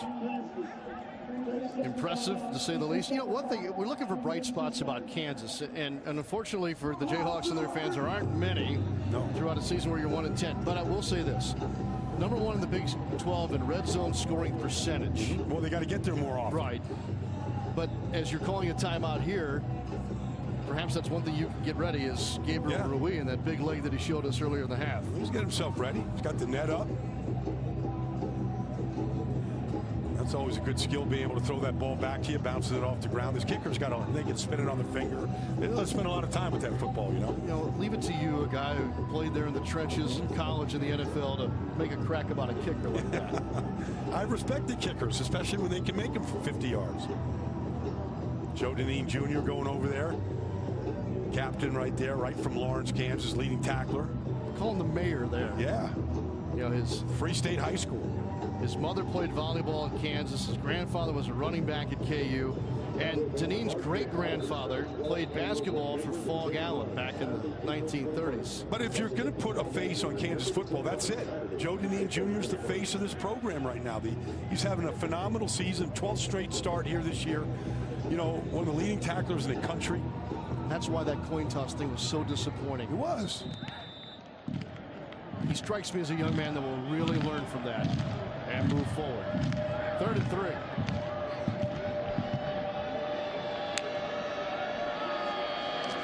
Out of the timeout. Bender. He's got Sims. And that's to the 41-yard line. The clock will stop with 27 seconds left in the half. Jayhawks will hurry up as the chains move. Bender steps up. Room to run. Cuts right to the blocker, Martin, and a gain of 8. And David Beatty will call for another timeout. Well, they're right there at about a 50-yard field goal attempt. Still 18 seconds to go, though. How about the decision on Peyton Bender there to tuck it and go? He's not really a runner, you know, but I mean, this is where you're at right now. It's the last game of the season. Give it everything you've got right here. Every chance you get for points, you take it. Yeah, minus 74 yards rushing on the season. I think you're right in saying he's not much of a runner. So Rui, who hit a 50-yarder earlier, he came into today, his career long was 43 yards. I'd say there's very little, if any, wind out here today down in the field. He was looking for perfect conditions to kick a long field goal, but maybe they could get a little bit closer. I think there's still, well, let's see, 18 seconds remaining here in the first half. Kansas has one more timeout at their disposal. And you may be right. Room to get a little closer. Actually, I think Kansas may be out of timeouts. Checking on that. They have 0 timeouts left. Well, even if you complete the ball in the middle of the field, if you get a first down and the clock's going to stop, you have time to clock it. 18 seconds, you have plenty of time to still get a play off. And if you're in the field of play and you don't get a first down, you can still clock it and have your field goal team out there. Those things are rehearsed every week. That's the tight end Ben Johnson in the backfield. Extra protection. 2nd and 2. The Cowboys showing pressure. Here they come. Bender to throw, and coming out of the cut sluggishly there was Chase Harrell. Incomplete. And that's 3rd down. But I said that the accuracy is where Bender has to get better, because that was a throw that you have to make. It's a speed out, and those are the fundamentals of footwork that the coaches were talking about he's got to work on this year. All right, so 3rd and 2 now with 14 seconds remaining in the first half. Johnson stays back there to block for Bender. Going for the big ball. And he's got him. This is a touchdown for Kansas as Evan Fair scores his first touchdown of the season, 33 yards. And it comes with 7 seconds left in the first half. This is a great throw, catch, and that hand comes down. Does it come down on the white stripe? It may get looked at. It is, I mean, splitting just little hairs. The palm, they may look at this. Referee is waiting on the signal as to whether they'll need the further look. It is a great throw by Bender. Back shoulder. Fairs does a good job of adjusting to the ball. But it looks like it's being held up right now as they review it. And is any part of that hand out of bounds when Fairs comes down? Brandon Cruz is our referee this afternoon. He has placed himself in front of the holder and kicker. I think Bender and Kansas and Fairs, they all need a little bit of a break. Just something. Dean Blandino joins our broadcast from Los Angeles. Dean, your take on this late first half touchdown possibly for Kansas? Yeah, I'm looking at it, and Brian brought up the hand, but watch the feet. It's the left foot that's going to come down first after he gets control, and then he's going to land in the end zone complete the catch. So this should be confirmed as a touchdown here. It is, Dean. Thank you very much. And the extra point is good. And it's a great way to end the first half here with now just seconds left in quarter number 2 for the Kansas offense. So 7 seconds left. Thank you, Dean Blandino. That helps on our understanding of the Bears' touchdown catch. What a play call by Doug Meacham on that as well. They went for it. They brought Ben Johnson in for match protection. They picked up the blitz. Oklahoma State blitzed them with 2 that time, and Doug Meacham's like not many of those to really celebrate this season, but that was a good throw by Bender. We've seen their offense up and down here in the first half. A couple of nice drives. That's well executed in the final 2 minutes. It really was, and they went the length of the field, and when they do the right things, they pick up the blitz, they give the quarterback time. They got a couple good runs in there. Bender had a good scramble for a first down. They were unable to get a touchdown against Oklahoma last week, so this is most welcome that they've 41-3 lost Oklahoma a week ago. Khalil Herbert talking to the quarterback. That's just got to be a good feeling going into halftime with that type of a drive. 7 seconds remaining here in the first half. This will be squibbed. Kansas's offense had 73 yards total offense on their first 6 drives combined today. That last scoring drive, exactly 73 yards. And with 3 seconds remaining in the first half, Oklahoma State will head to the locker room with a healthy lead here, and I'm sure a kneel down here to finish things off in the second quarter. A fantastic day for Mason Rudolph thus far. Yeah, it's senior day, and it's a big deal, and all the celebration that went on before the game. He came out and has just been razor sharp throughout this whole first half. He's missed all of 6 passes, thrown for over 300 yards, and little victory celebration. So that'll do it for us here in the first half. That's the end of our first 2 quarters. Oklahoma State 34, Kansas 10. Right now, we'll send you to Los Angeles and Mike Hill. All right, welcome to the State Farm FS1 College Football Halftime Show. Mike Hill hanging out with the coach Mark Helfrich, who's in the studio with us. It is halftime, and it's all Cowboys in this one. Cowboys have been struggling coming into this one, losing 2 of their last 3, but it helps to have Kansas on your schedule, and it helps to have a quarterback like Mason Rudolph, which they do, as we get a look at the State Farm most valuable possession and what made them so valuable in the first half, Coach. Well, Mason Rudolph has been fantastic all year. It's his supporting cast, too. It's Marcel Ateman. It's James Washington. He's got Stoner. He's got the wheels here to put it in the end zone himself. I'm really excited to see this guy in the future. Obviously, a lot made of Baker Mayfield. Here he is hitting Stoner for a touchdown or a long gain. But I'm excited to see him. I think Kirk Cousins is an accurate comparison. He's had some troubles with accuracy, not many today against Kansas. But I know Glenn Spence, the defensive coordinator, won't be happy giving up that touchdown going into halftime. I know a lot of people make that comparison between Baker Mayfield and Mason Rudolph. In your opinion, who's the better quarterback? Mayfield may be the Heisman front runner, but who's the better quarterback? I would go with Rudolph. I just like his intangibles better. I think Baker Mayfield's his own worst enemy right now in a lot of ways. But Mason Rudolph just has such a great feel for things, and I think he's a little bit more of a prototypical, easier conversion to the NFL game. All right, quarterbacks coming up next. We'll head to the big house for highlights.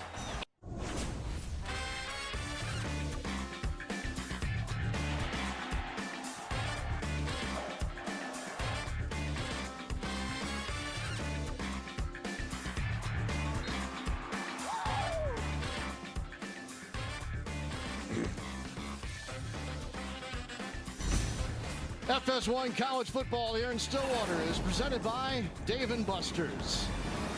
34-10, Oklahoma State on top after 1 half of play at Boone Pickens Stadium here in Stillwater, Oklahoma. I'm Sean Kelly. Brian Baldinger's alongside. We welcome you all back into the broadcast booth.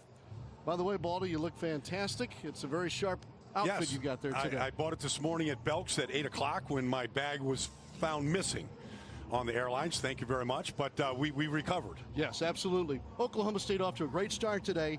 34 points on the board, 377 yards of total offense. And, you look at Mason Rudolph in the first half that he had. I mean, it was his 40th start, and he just gets it. I mean, the speed, the precision, the accuracy. He ran for a touchdown to start the game. I mean, he's really been the story in the first half for Oklahoma State. All right, Kansas, though, ends the first half on a high note. They'll have the ball to start the second half. Well, they did. They finished the first half with a good 2-minute drive for a touchdown. Peyton Bender to Evan Ferris for the touchdown. And it gives them some positivity, something to come out of the locker room with and try to build on in the second half.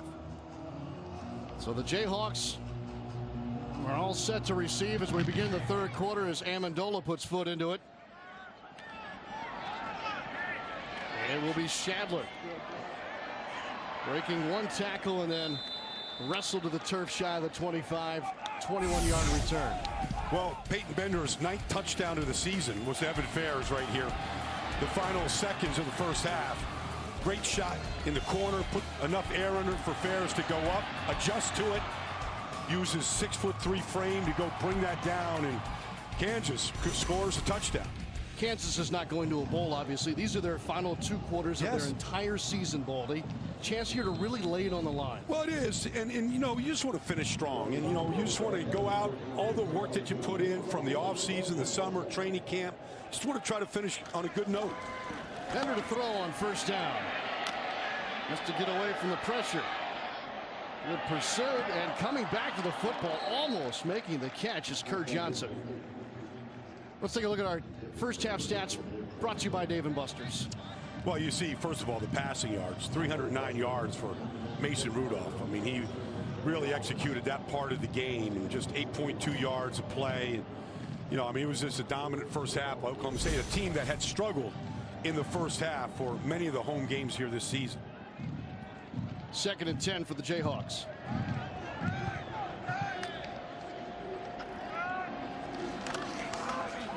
Taylor Martin back to work. Chad Whitener on the stop for Oklahoma State. Pretty good block on the left side by Adeniji, the big left tackle who's going into surgery next week. He's having both labrums on his shoulders repaired. Here is right here doing a good job of just sealing on the outside. Getting a little bit of running room for Martin. Both shoulders. Both shoulders. Yeah, imagine that. I don't know how to go to sleep at night after you get both shoulders operated on. Oh, and semester final exams are on the way, too. Good luck with that. Yeah. That's piling on. Sorry, 2nd and 7. Oh, it's picked off. Intercepted by the linebacker. There's that takeaway that the Cowboys are looking for. That's 14 turnovers in their last 7 games. Chad Whitener comes up with a big pick. Well, here's Whitener here.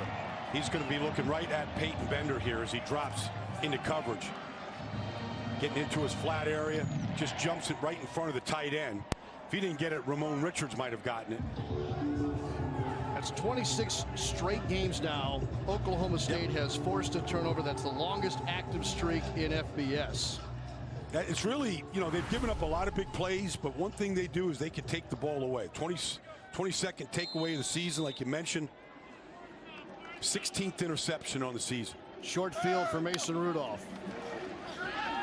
Looks McCleskey's way. Now lobs it up for Washington.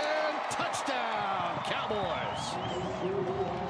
30 yards off the turnover. Points on the board again for Oklahoma State. Well, he made this one look easy. And like good offenses, as soon as the defense gets the ball back to you, they like to strike right away. They took one shot in Washington with his 38th career touchdown catch. Most of them from that man, Mason Rudolph. That takes him then 2 shy of Justin Blackman, who's 2nd all-time career TDs here at Oklahoma State. 90th career passing touchdown also for Mason Rudolph. And now a 31-point lead on the extra point by Amendola. We'll take a break. Chad Whitener picks off Bender. Sets up the short field, and 30 yards later, touchdown. Rudolph to James Washington here on Senior Day.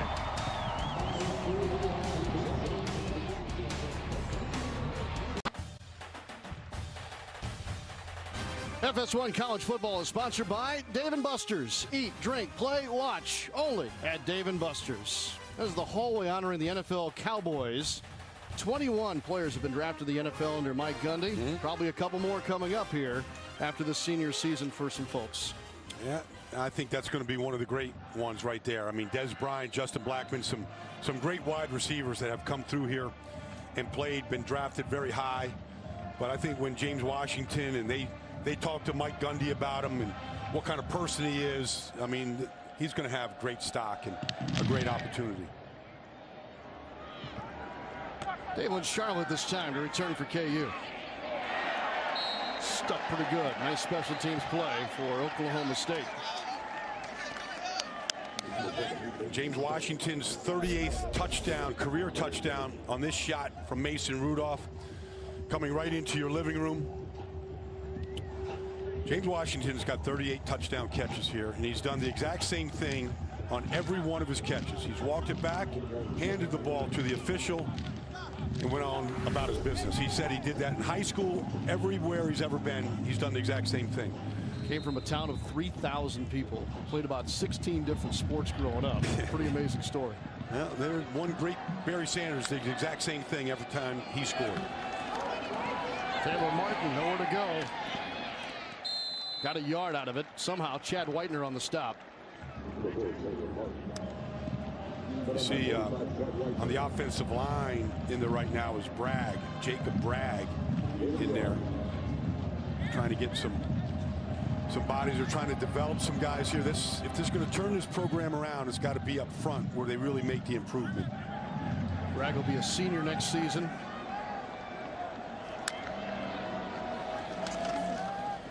Give us to Martin again. Ran right behind Bragg that time, the left guard. I've seen all kinds of different left guards in this year. I've seen Tovey in there, Andrew Tovey. I've seen Jason Rhodes. Bragg's in there right now. Heck, Zach Hannon, he played center, he's played guard, he's been at right tackle. And they really like Hannon. Yeah. And yet he's also got that missed time, 2 weeks with a concussion. They've had all kinds of movement up front. I've seen Jacob Bragg has been short yardage fullback and extra tight end out there throughout the year. 3rd and 5 for Kansas. Sims out of the backfield in motion.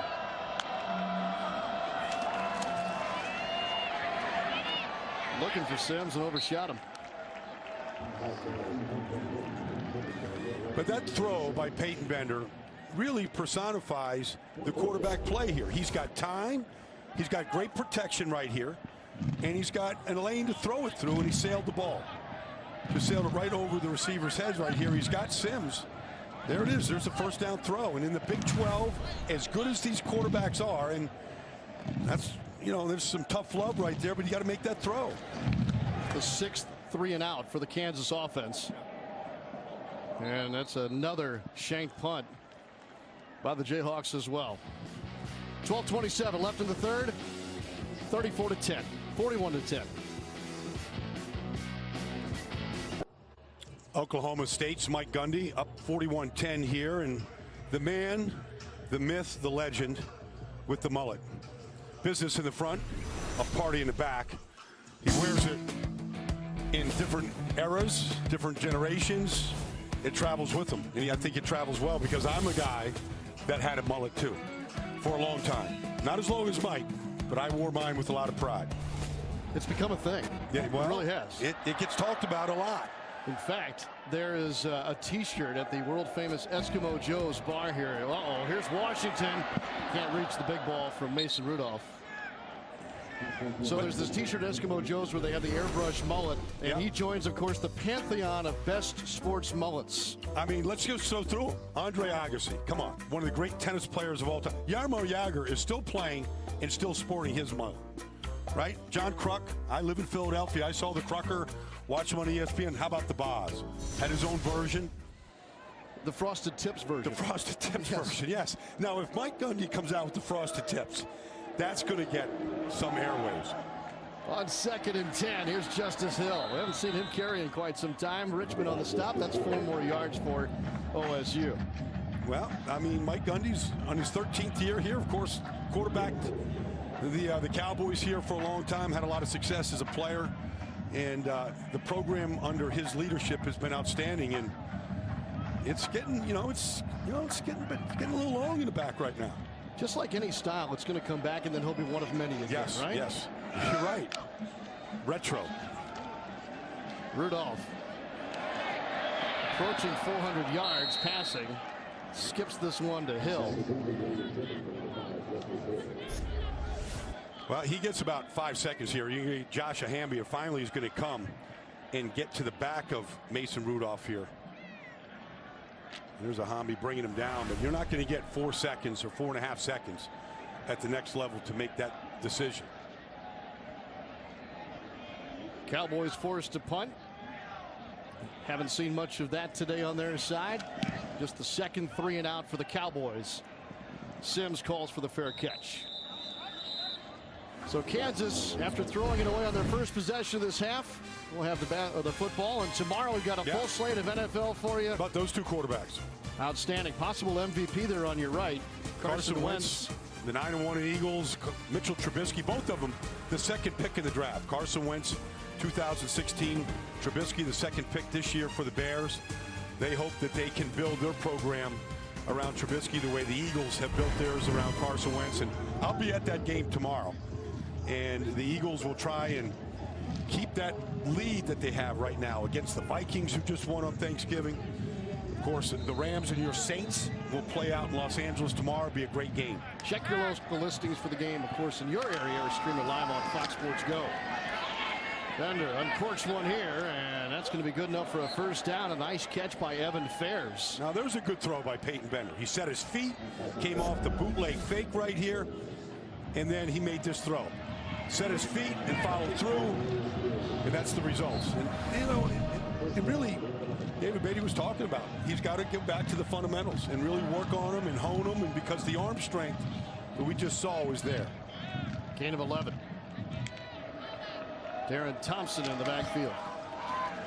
Takes the handoff and push forward for a couple. That's the first carry of the day for Thompson. Did not play against Oklahoma last week. Calvin Bundage made the stop. Thompson, a junior from Wichita, Kansas, transferred from Colorado State. Earl Bostic in at tight end. The freshman helping out with some protection right now. As Bender just changes the play. There's Bostic. Good looking freshman, 270-pound tight end.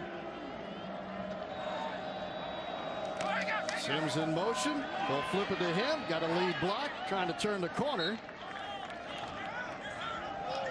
The pursuit by the OSU defense of Trey Flowers was tracking all the way. Gain of 5. That's Sims. What a day he had against Texas Tech. And then against Kansas State, he had over 200 yards receiving against Kansas State. Pretty good. Probably the best game they played all year was their in-state rival, the Sunflower, Bowl. Sims, 9 catches, 233 yards that afternoon. He'll be back next season, of course. He'll be a senior. Raven short. And they won't get it. Yep, that's Osborne. He's had a nice day. He has had a good day. Quite a lot of emotion today. There's 2 seniors, Whitener and Bundage helping out on the play. Here's Osborne inside. Beats Bragg, gets rid of him, and then makes the play in the backfield. Yeah, everybody loves that little symbol right there. Got to eat. So Wallace now in to make the fair catch. He'll secure for the Cowboys. Mason Rudolph closing in on 400 yards for the 10th time in his career as the Cowboys up 41-10.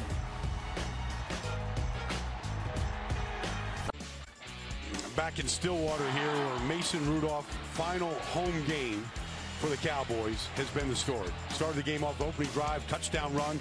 Big throws to Marcel Ateman down the field, to Dylan Stoner. Put that one on a tee. Let him go the distance. This one to James Washington. And who knew when Mason Rudolph took over for Dax Garman almost 3 years ago at Baylor that he'd start the next 40 games in a row. Going for his 31st career win, and he's sacked here on first down. Yeah. Mr. Keyshawn Simmons on the sack. Loss of 6. That's the first full sack for Simmons this season. Well, Keyshawn Simmons in there right now. Dorrance Armstrong has been out. first time that they've gotten to Mason Rudolph today.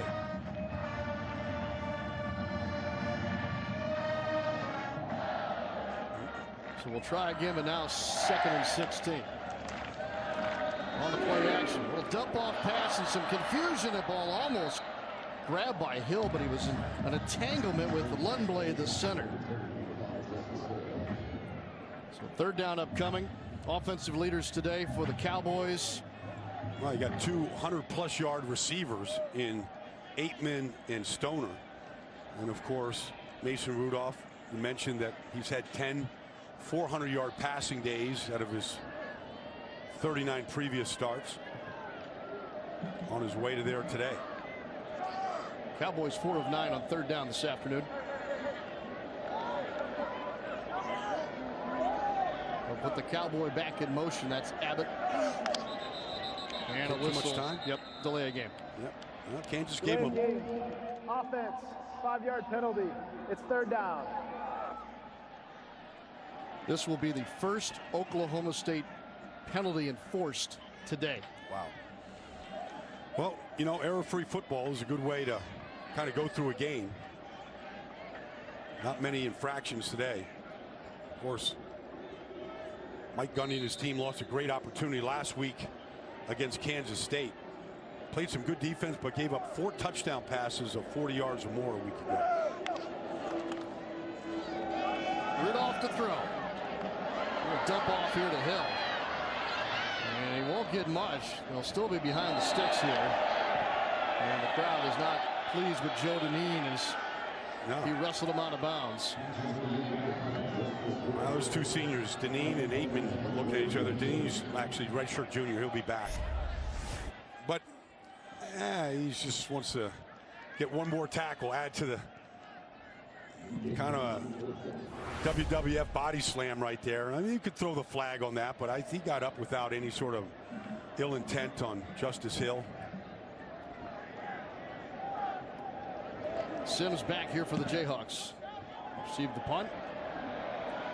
Great punt. Backs him inside the 25. Also gives him some room to run.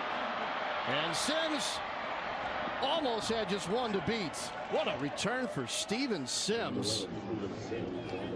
It's great to have the Big 12 back on Championship Saturday after a 7-year absence. The Big 12 is the only conference which guarantees to have its 2 best teams playing each other, and tickets remain available as TCU will take on Oklahoma from AT&T Stadium in Arlington, Texas next Saturday. Visit Ticketmaster.com for more information.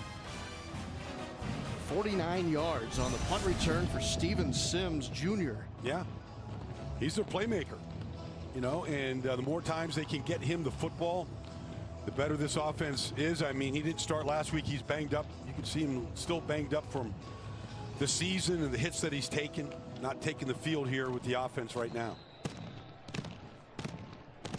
Chase Harrell back into the receiver. Kurt Johnson also back out there along with Evan Fairs. Favorable field position. Thompson with a nice run on 1st down. Tackled on the play by Jossie Ockham. Well, when you come to Boone Pickens Stadium and you're playing quarterback, you got to be able to deal with the paddle club, and you got to deal with that noise and everything that it brings. Pitch to Thompson in a crowd. Might just have the 1st down. He does. It's across the 30-yard line.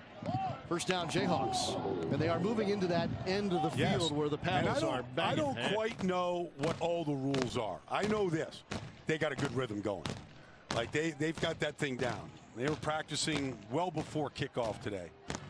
Student section. A lot of kids back in town from the big Thanksgiving feast on Thursday to see their Cowboys play, and a lot of these seniors last day. Bender to throw. Got Sims, who just checked back in, and another 1st down for the Jayhawks. Ramon Richards on the stop. That's a gain of 13 for Mr. Sims. And we've seen Bender throw that same slant route a couple times today. And when he steps into it, mechanics are all good. The ball arrives in a hurry and in the right place. 41-10. Oklahoma State. Darren Thompson is in the backfield out of the pistol. Bender throws again. Sims caught inside the 5, stood up and stopped there. Moved the chains again. 3 plays, 3 consecutive 1st downs, 13 yards on this one. Sims just going to run this slant from the inside this time. Ramon Richards really didn't close on it. KU #1 in the Big 12 in red zone. I'd say percentage 29 of 31. That's true. Saying they're down here. See if they can close it out. This is Big Sims's drive. The big punt return and then the 2 catches back to back. And Johnson, the tight end, is checked in. The lead block here for Thompson. Keeps his legs moving, moves forward for a couple of more. Gain of 2. Pretty quick penetration that time by Kenneth Edison Magruder. The weak side linebacker came streaking through. Need the back adjust. Kansas lining up here in I formation as they split out of it now. All right. Double tight. Here's Martin in motion. Bender to throw. And he was rushed. And he is incomplete, intended for Johnson. Great pressure up front as Edison Magruder again pushing into that KU backfield. Yeah, well, here he is. Here it comes again. Right. A little quick pressure this time. So he can't get the ball to the tight end, Ben Johnson, a little pivot route. He was there. Johnson 1 touchdown catch on the season. 3rd and goal.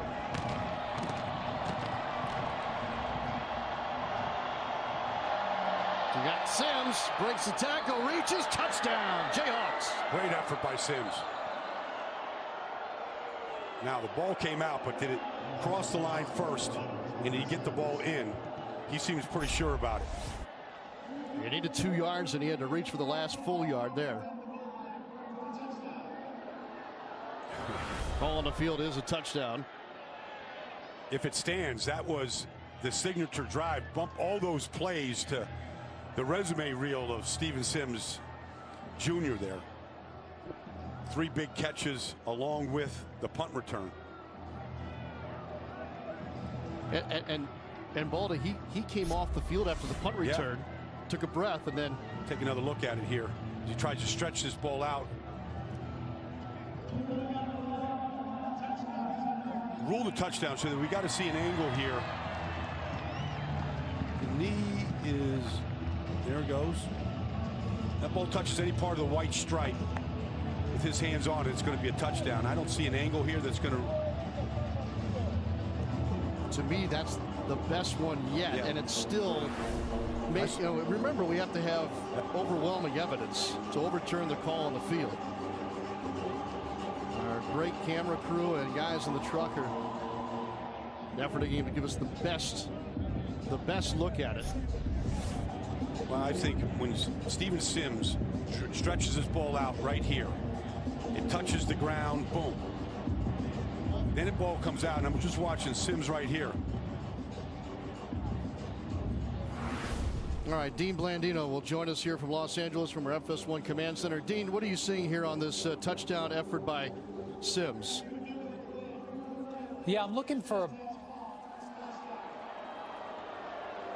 and they stayed with the call on the field, and I would agree with that. It looked like he reached the ball out, and before he landed, if any part of that ball breaks the plane of the goal line, it's a touchdown. He had control before it came out. When he landed, I think there's just not enough to change. All right, Dean, thank you very much. That's the first rushing touchdown, or excuse me, the 6th touchdown of the year for Sims. He's yet to rush one in, which we've seen him rush a few times today. All right, Dean, thank you very much. Kansas back on the board, 41-17 here in Stillwater.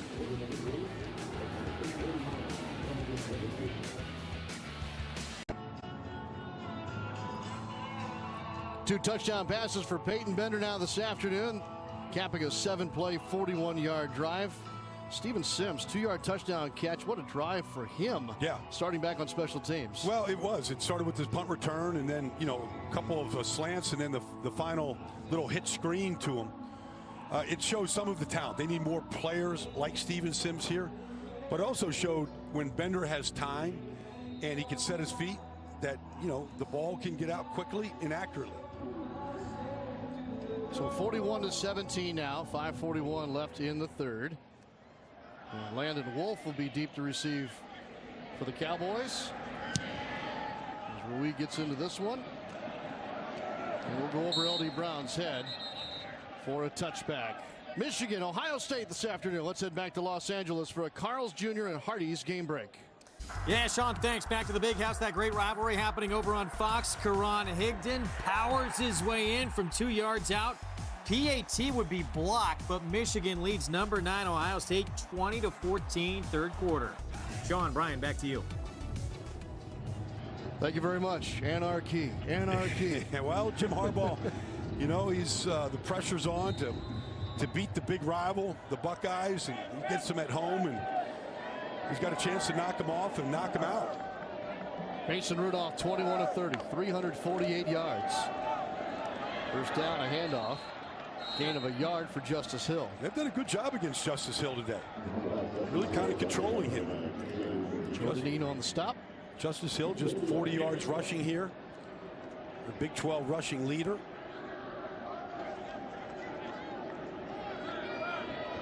Kansas changing up the front. They're in a 4-man front now. They've been in a 3-man front. Kind of giving them a lot of different looks. 2nd and 9. Rudolph lobs it over to Washington. Good enough for a first down, and another routine day at the office continues for James Washington. But that's the big throw. That's from the far hash all the way to the sideline here in Washington on the little speed cut. Washington gets his feet down plenty of time, but that's the long throw that all scouts want to see if the quarterback can make. And Mason Rudolph's been doing that now for his 4th year in a row. Gain of 11, another first down. That's 18 first downs this afternoon for the Cowboys. I think Mason Rudolph's arm is going to get stronger as he gets older, too. The more you throw it, the stronger it can get. And off to Hill. Splits 2 defenders. Cross midfield. 19 first downs for the Cowboys this afternoon. And Joe Deneen on the stop. Well, Justice Hill averaging over 5.5 yards a carry this year, and a lot of runs just like this. Just a bounce right off the right side, makes one miss, but good block by Crabtree, the right tackle that time. The redshirt senior. Love this hit going forward. Yep. Yeah. So first down now into Kansas territory. And McCleskey will catch. Teammates running interference for him out of there. Looks like 3 or 4 on the play. Call it maybe 2.5. Just watch James Washington get into it with the corner over there. Looked like it was instigated by, here it is. Assigned defense. Washington just wants to get his hands off him. He doesn't get his hands off. 2nd down, that's through the hands of Justice Hill.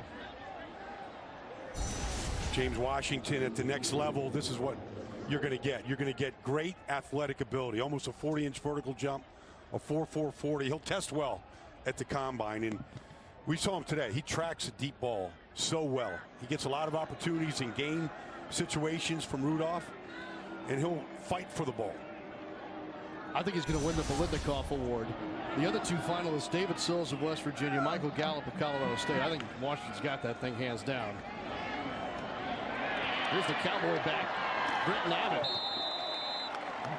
That's a load to bring down. Hassan Defense does make the tackle after a gain of 11 yards. Now that Britton Abbott, he's from Kansas, liberal Kansas. Got a couple of guys right from the shadows of Lawrence. Rudolph escapes trouble, throws it to Abbott again, inside the 20-yard line. I tell you what, Britton Abbott is a former high school quarterback. Yep. I can't picture it when you look at him as he almost fills up your screen. But that is a former high school quarterback making 2 consecutive catches. That's Daniel Wise right there, the starting defensive end that Rudolph just shook off.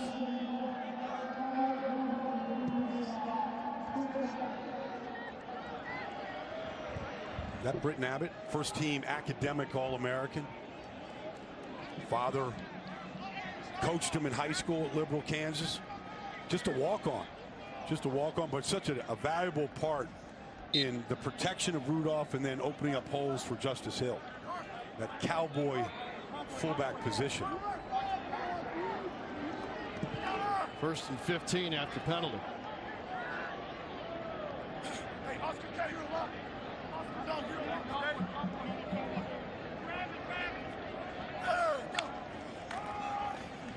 Off the play fake to Hill. Got some blocks in front. Hit as he throws. That's caught.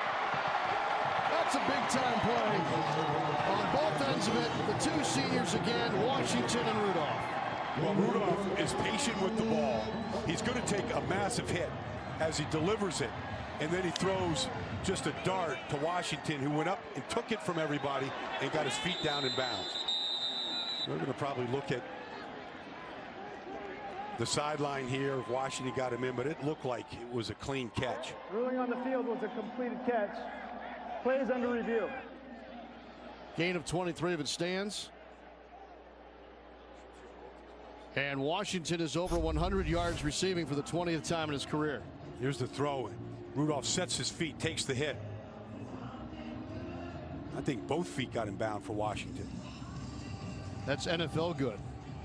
Actually throws this on defense off first. Both feet are down and in.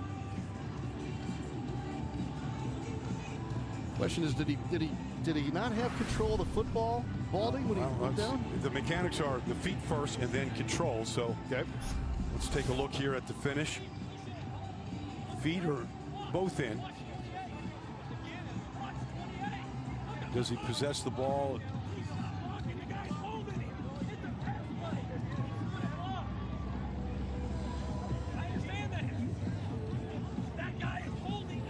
The official in the back of your view there was reaching for a penalty flag as well. He's got both hands on the ball. Does sneak out late. It's tough in the shadows right there to see. Mike Gundy is arguing because Hassan defense was holding and grabbing him all the way through, and it was going on throughout the entire drive. The ruling on the field is confirmed. It's first down.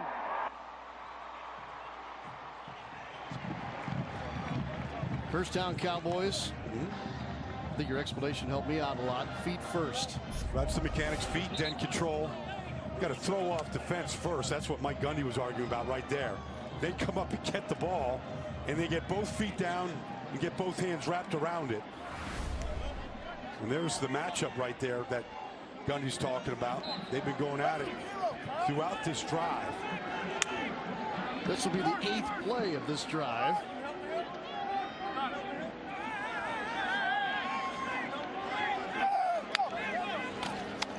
Rudolph on the fade. Washington. And there's the flag, and they finally caught KU for interfering with James Washington and his Hassan defense. But what Hassan defense is doing is what James Washington's going to see a lot on Sundays. Is he's going to see tough man pressure right here. Can you get off there? That's all good right there, and he just doesn't get his hands off him. And he obstructs Washington from getting to the ball. The foul occurred in the end zone. By rule, the ball is placed at the 2-yard line. Automatic first down. I like the way defense is competing against an elite player.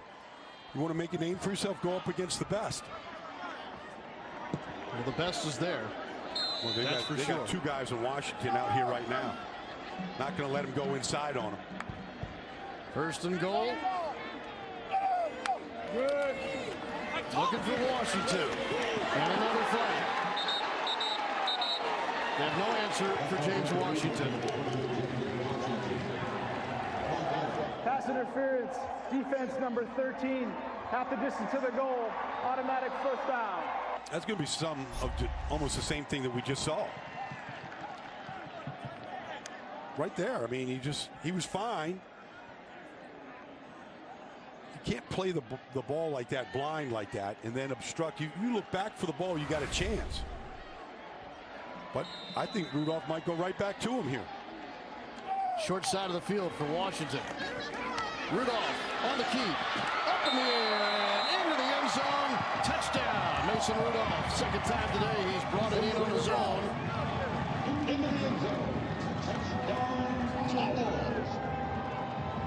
47-17. Talk about a going out party for Mason Rudolph. All phases too. I mean, second touchdown run, 17 on his career. Just an inside fake here, come out. Sell it to Justice Hill. Get good blocks on the outside. Good block that time by Britton Abbott.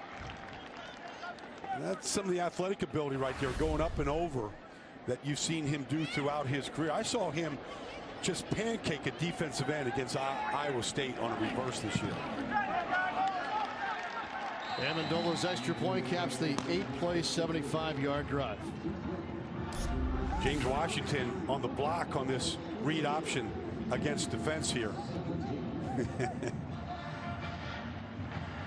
Blocked him 7 yards deep into the end zone, all legal. Hands inside, good fundamentals. Thumbs up for James Washington. I see that you like contact, Mr. Defense, based on the flags that have been thrown over the previous plays. How about a little on my end? Yes. Now look, he's out there competing. All smiles for that guy. It is all smiles. It's a good finish. You always, everybody's probably asking him all week long, what are you going to do last game, and, the memories. But you just want to get to the game and then have a good game, a memorable game.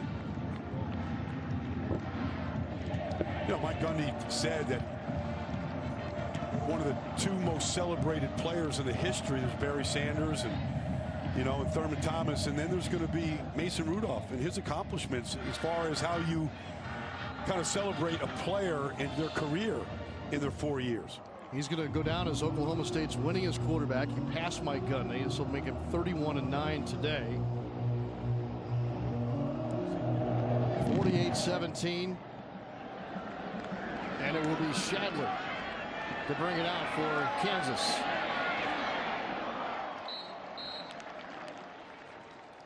So here's your playoff picture in college football as it stands at the moment. But Alabama plays today at Auburn. That could change. OU against TCU in a rematch from November 11th. These two are going to play in Charlotte next week. This team wants to take this team down the way Pitt just took Miami down yesterday.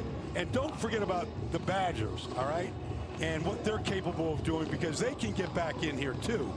So this whole thing could all scramble on Tuesday when the next committee gets together. Did Pitt open the door for Wisconsin by beating Miami? Yes, because if right now Miami can still get in if they can go beat Clemson next week. Well, for the home run, and a pretty good connection with Shadler as Peyton Bender moves it deep down the field. Well, gain of 33. And Peyton Bender is saying, hey, look, it's not all about Mason Rudolph. I can throw the ball too as well. Pitch to the right, Thompson. Met by Whitener, who doesn't let him get anywhere. Gain of a yard on the play. So we've been talking about Rudolph passing all day long. I like what you said about Bender. Why not? Let it rip a little bit here. 16 of 28, 169 yards.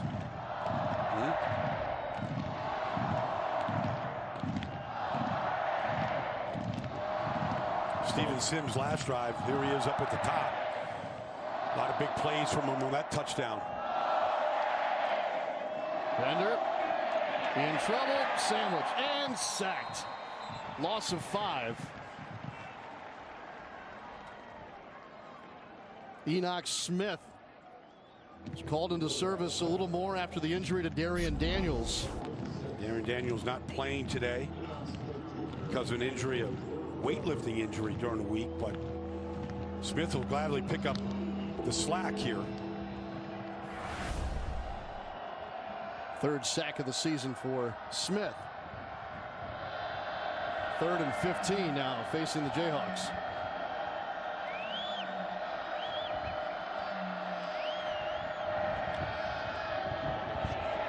Bender nowhere to throw it. Finally finds Thompson as a possible safety outlet, and that goes nowhere. Broke it up. Justin Phillips.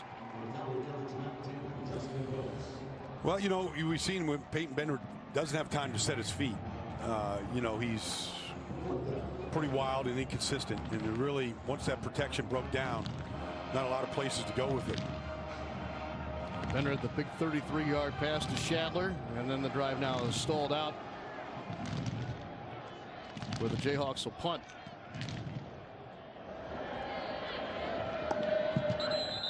Tylen Wallace will call for a fair catch. inside the 10-yard line, and Oklahoma State in great shape here with just seconds left in the third quarter, leading 48-17. And you just wonder here, at what point does Mike Gundy take Mason Rudolph, James Washington, and some of these seniors that they're celebrating today, take them off the field and just let the fans give them a standing ovation? I know he's thinking about it. He was saying that, you know, this week he was so upset about the loss to Kansas State. He came into work, but it was Thanksgiving week, and a lot of their seniors are out there delivering turkeys and working with, you know, in the community, and that's where they were. While he was trying to figure out how to right the wrongs that they made a week ago, they were out there doing the things in the community that they're a big part of. Yeah, just one day after losing last Saturday, as Britton Abbott, Fine Feyuaki is on the receiving end of a 5-yard pass from Rudolph. And that's the end of the third quarter. So the Cowboys will have possession way out in front here as we come back for the fourth quarter in Stillwater. Stay with us. Oklahoma State leads it big.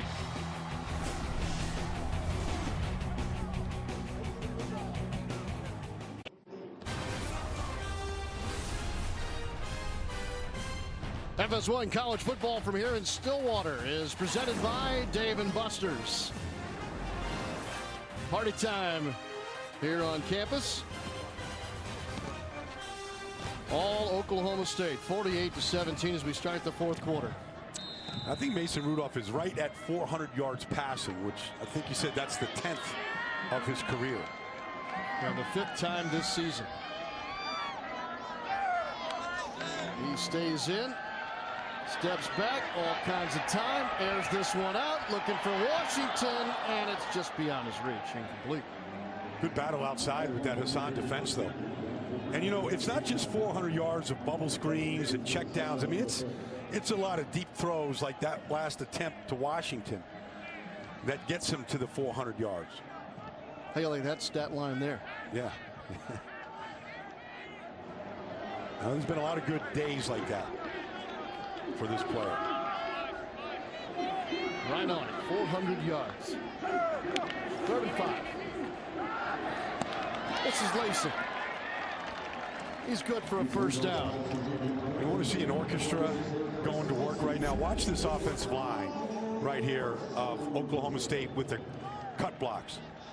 All Kansas line, you go down right there. I mean, you practice that. You just want to get the hands down so that Rudolph can make this throw. No obstructed views there on the throw to Lacey. Love it. L.D. Brown on the handoff. Flag on the play.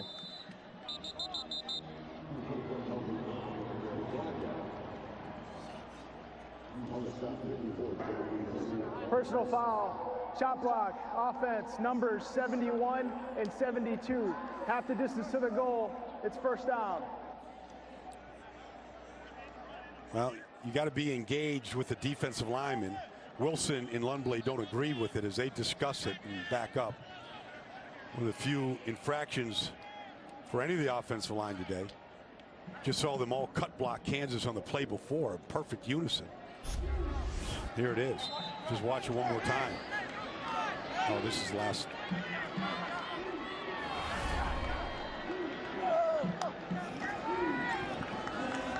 Rudolph fires and left it low for Washington.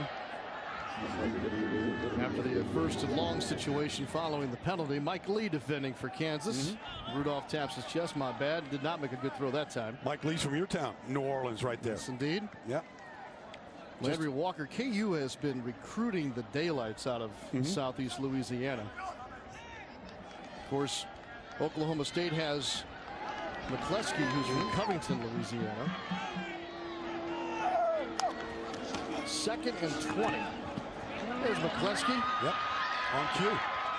Nice spin, eludes one defender, and it gives them a very, very reasonable look coming up on 3rd down.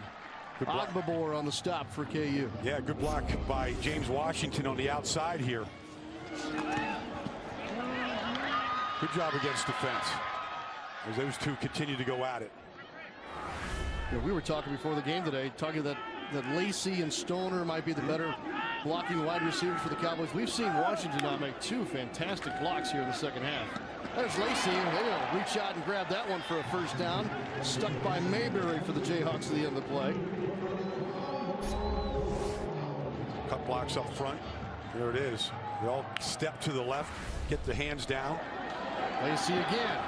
And Stoner's out in front of him trying to make way. Well, when you cut block the way that we've seen on this drive, it gets the defensive linemen of Kansas get their hands down. And you see Mayberry down. He is down all the way near the Oklahoma State bench. That's a long way to go for the You're taking the KU gloves trainers. off. That's not good. No. We'll take a break while they attend to Kyle Mayberry here in Stillwater.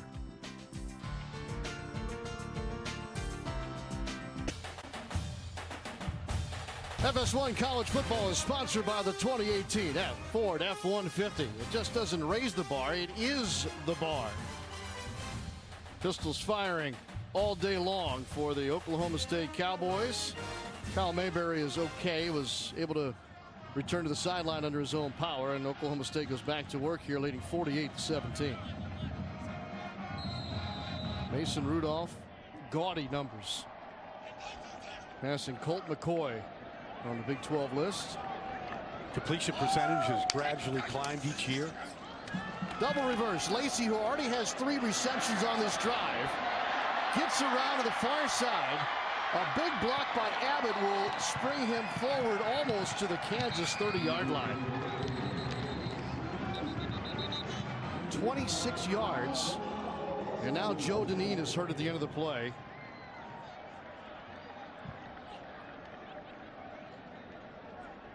I've seen a lot of Kansas games this year. I have not seen Joe Dineen banged up, hurt, limping, anything like this. He will graduate in December. He's being helped off the field. Here's Dineen there, and there's the crackback. Yeah, that play right there, that's a helpless defensive player. They really need to flag that type of hit, take that out of football where a player does not see him coming. Tyler Wallace. Yeah. And I think Joe Dineen, he didn't see him coming, didn't feel it, and then he just got whacked. And they're trying to clean a lot of those hits up in college football and the NFL, and I think it's a good thing. 1st and 10. Hand off. Plenty on first down. L.D. Brown on the carry for the Cowboys. Washington will check back in. They're attending to Joe Dineen. Again, ending his career with a possibility of playing as a graduate because he will have that degree in December. Much like Rudolph, 2nd and 3.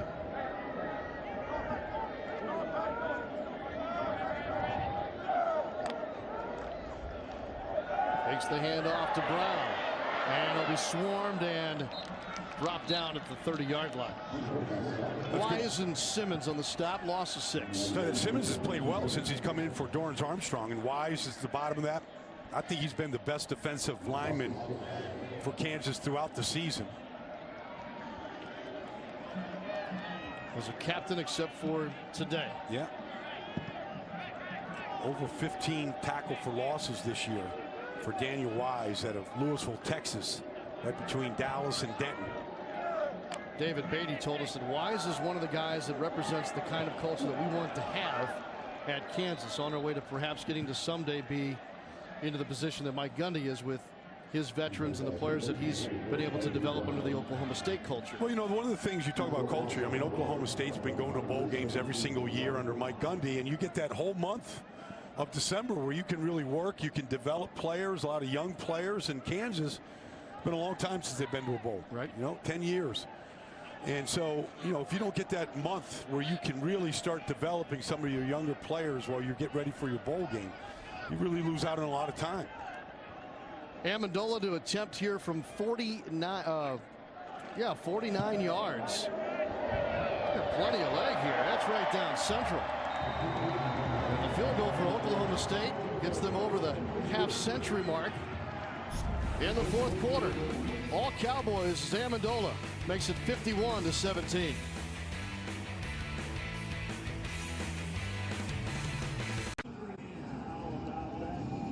Matt Amendola with 3 field goals today, all a part of an explosive attack from the Oklahoma State offense. Taylor Cornelius is warming up, the backup quarterback for the Cowboys. Could be a relief pitcher here for Mason Rudolph before it's all said and done. Yeah. And I think they'll give Mason Rudolph some kind of a send-off today, along with James Washington. How they do that, bring him out on the field, maybe take him off. There's going to be some big shoes to fill here in Stillwater going forward. What Mason Rudolph has done, accomplished, and what he represents. Shadler and Charlotte deep to receive. Here's Shadler from his own 8. He's had a couple of nice returns today. Bring it across the 20-yard line. Greg Wolf in Los Angeles with an update on Michigan, Ohio State. Greg. Sean, thanks. Yeah, over on Fox, concerns for number 9 Ohio State as JT Barrett went to the locker room with an apparent leg injury. In comes redshirt freshman Dwayne Haskins. His initial drive, he accounted for 55 yards. J.K. Dobbins would finish it off. Ohio State leads 24-20 fourth quarter. John, Brian, back to you. Thank you, Greg. Great ball game there, as expected between those two arch rivals. Just a blocked extra point separates the two into the fourth quarter right now. Peyton Bender back to work for the Jayhawks. And he will hand it off. Darren Thompson on the carry. So Thompson is one of those guys that if you look ahead, he'll be a senior as well next year. Thompson, Sims, the guys up front. The quarterback situation will have an offseason to evolve as well, Baldy. Well, I saw Doug Meacham before the game, the offensive coordinator, and he leaves for Louisiana tomorrow, start recruiting. And that's what they're going to do. They got to get better players, and they got to get some people into Lawrence right now, start developing them. Thompson again on the carry. That'll bring up third down. Gain of 3. Quentin Osborne is busy again up front defensively for Oklahoma State. David Beatty, great high school coach in the state of Texas from Garland, Texas. Spent time down there at Texas A&M and had success there. Was there with Johnny Manziel and his Heisman Trophy run. Coached a lot of good receivers. Mike Evans was one of his receivers there at A&M. Trying to revitalize this program. You know, we're playing in this beautiful facility here at Oklahoma State that has evolved thanks to the generosity of Boone Pickens. As Bender throws incomplete, looking for fares. They're about to embark on a major renovation of facilities upgraded. Kansas too, and that will help Coach Beatty in his progression. The facilities, the stadium, you know, and then it's about putting a better team on the field, drawing more fans, and you start building it. I mean, I went to Duke University where David Cutcliffe took over a poor program and got some traction, and they've been able to win the ACC since he's been there.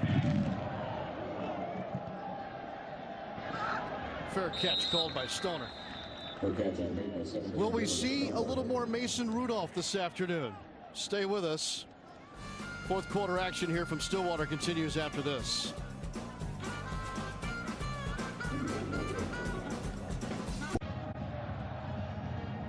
We're watching the final moments of one of the all-time greats here at Oklahoma State. Here on this field at Boone Pickens Stadium, Mason Rudolph retakes the field with 9:14 to play, up 51-17. Yeah, and I don't know how much longer we'll see him. I mean, I expect them to take him off the field here pretty soon and let him get a heroes worshiping farewell, which he deserves. We'll hand it off to Brown, who has a lead blocker in Abbott. Come to the near sideline. We'll get 3 on the play. Kyle Mayberry on the stop, along with Deontay Ford. And here's the curtain call for Mason Rudolph. Yep. There it is. He will finish as the all-time winningest quarterback in Oklahoma State football history. There he goes. It's great.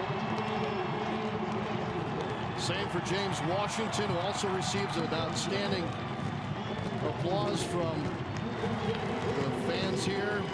Brad Lundblade also recognized. Marcel Ateman. This is a pretty solid senior class for Mike Gundy's program. Well, 31 wins for Mason Rudolph as the starting quarterback here. Cornelius now in a quarterback, hands it off to Brown. First down across the 45-yard line. You got a standing ovation here. They're still on their feet. They recognize what he has accomplished. Took over on November 22nd, 2014 from Dax Garman. He's been the starter ever since. 4 touchdowns today, 2 rushing, 2 passing.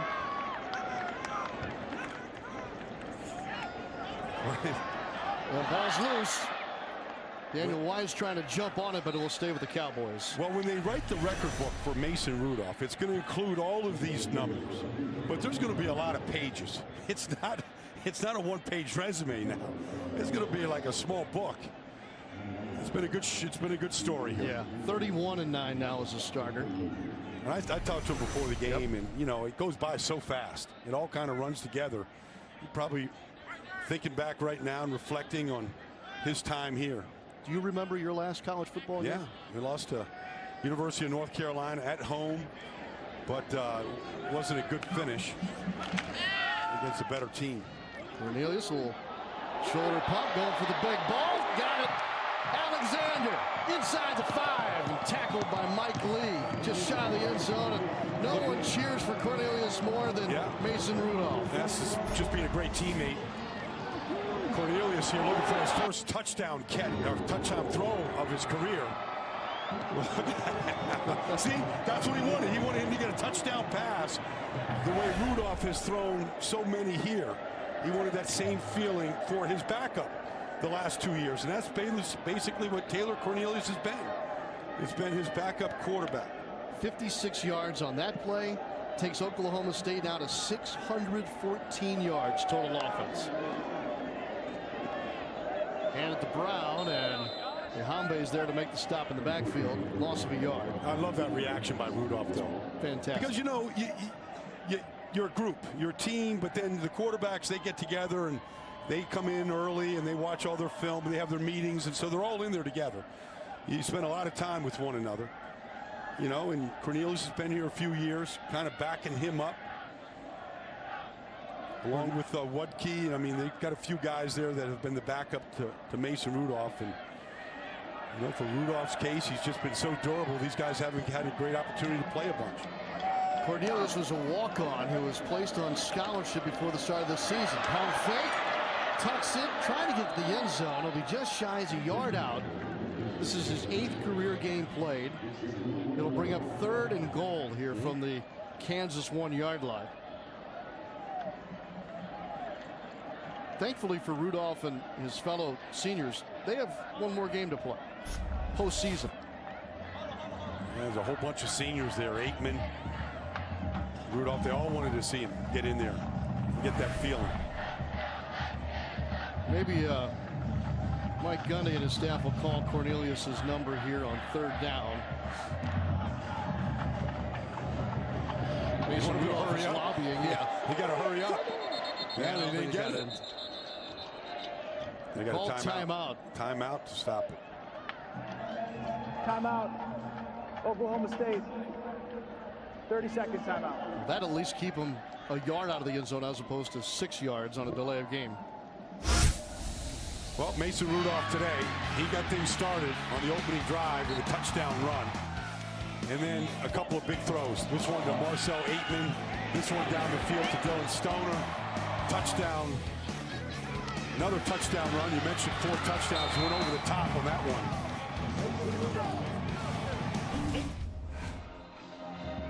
He had the lion's share of the scoring today, obviously.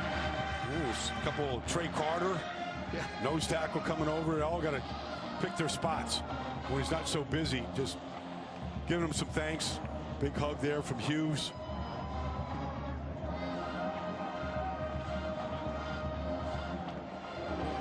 I think all programs, you know, you get lucky when you get a guy that is that representative of the culture. Then he has the durability, you know, and he's improved each year that he's been on the field. Has a chance to have a 10-win season. Cornelius hands it to L.D. Brown, pushes through, and it's a touchdown for the Cowboys. L.D. Brown with his second touchdown of the season. Makes it 57-17. 615 yards total offense. And that's a redshirt freshman. There's a glimpse of the future here for you. Well, there is. I mean, in fact, all of the running backs, Hill and Brown and J.D. King, freshman from Georgia. I mean, they've got depth at that position. Amendola trying to stay perfect on the day, and the season does just that. We will take a break. 4:58 left. Mason Rudolph, now cheerleader in chief. Yes, and good at it.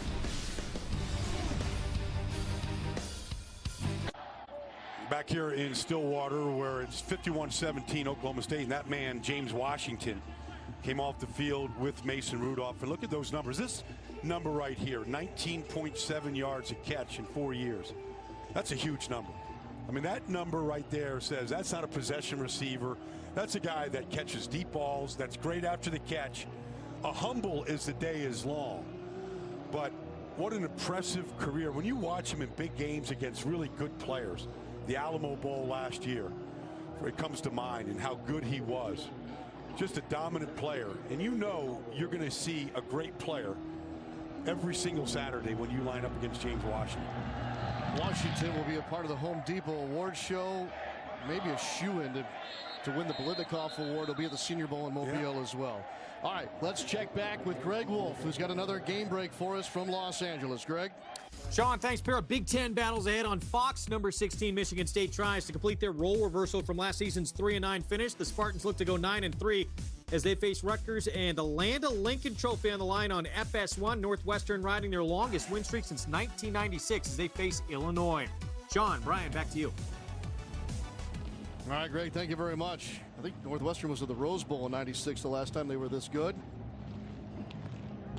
We are winding down here in Stillwater, Oklahoma. The Cowboys will get their 9th win of the year. They'll move on to bowl season, looking for a 10th win season for the 5th time in the last 7 years under Mike Gundy. Here's Sims. A score earlier today. He's pushed out of bounds by Darius Curry on a gain of 3. I think when you look back at this Oklahoma State season, it's going to be last week's game against Kansas State. That's just going to be a thorn and a lot of these guys' side. And one thing, a guy like Chad Whitener, I mean, he's going to remember that game that they thought they should have won. But you can see Ramon Richards and Chad Whitener, like, one more time out here. Timeout's been called to allow them to come off and receive the same ovation that the offensive seniors received here in front of the home crowd. Trey Flowers. I mean, a lot of these guys, 5th-year seniors like Trey Flowers out of Converse, Texas. Watch these kids, they kind of grow up.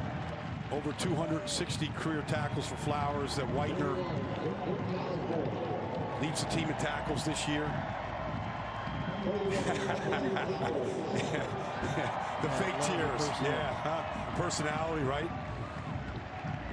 Ramon Richards is on that list too. That, you know, there's different guys that either transfer to this program or 4 or 5 year guys that you mentioned, and they all seem to. Now they bonded. Yes, they bonded. Yes. But you know, it goes back. What was the theme all week long getting ready for this game and talking to Mike Gundy and reading all the notes is culture. Sure. They got this culture here, and they've all embraced it. They've all played by the rules. They've had to make some tough decisions along the way, but nothing's more important than the 200 players and coaches and staff that really are fundamental to this team. 2nd and 7. Bender, who's been at quarterback all day today, is unable to make the completion here. You know, keep this in mind about on the Kansas side too. While we've rattled off name after name on the Oklahoma State sidelines, guys ending their home careers today. Kansas will say goodbye to 8, and David Beatty will be looking to have bigger senior classes down the road, but there's 8 of those players that are leaving their college football careers today as well. And even in a 1-10 campaign, leading into today, going back to your thought about culture as Benders dropped here in the backfield.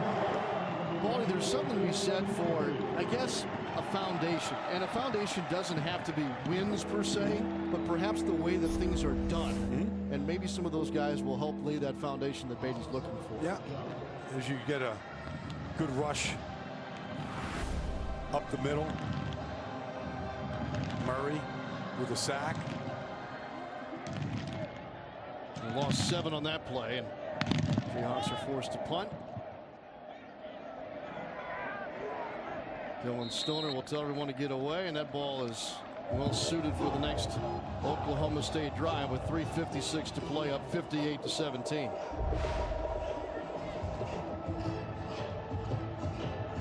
Mike Gundy's still coaching it up. Let's get that headset on. Let's make sure we get the right stuff in here for Taylor Cornelius, who's in a relief role at quarterback. Well, I don't think Mike Gundy's looking to run up the score or anything like that, but for a guy like Taylor Cornelius, who's been the understudy here and the backup to Mason Rudolph, yet to throw a touchdown pass in his career, he might give him that opportunity. You see a bunch of backup offensive linemen all going to the game, all getting a little bit of work right now.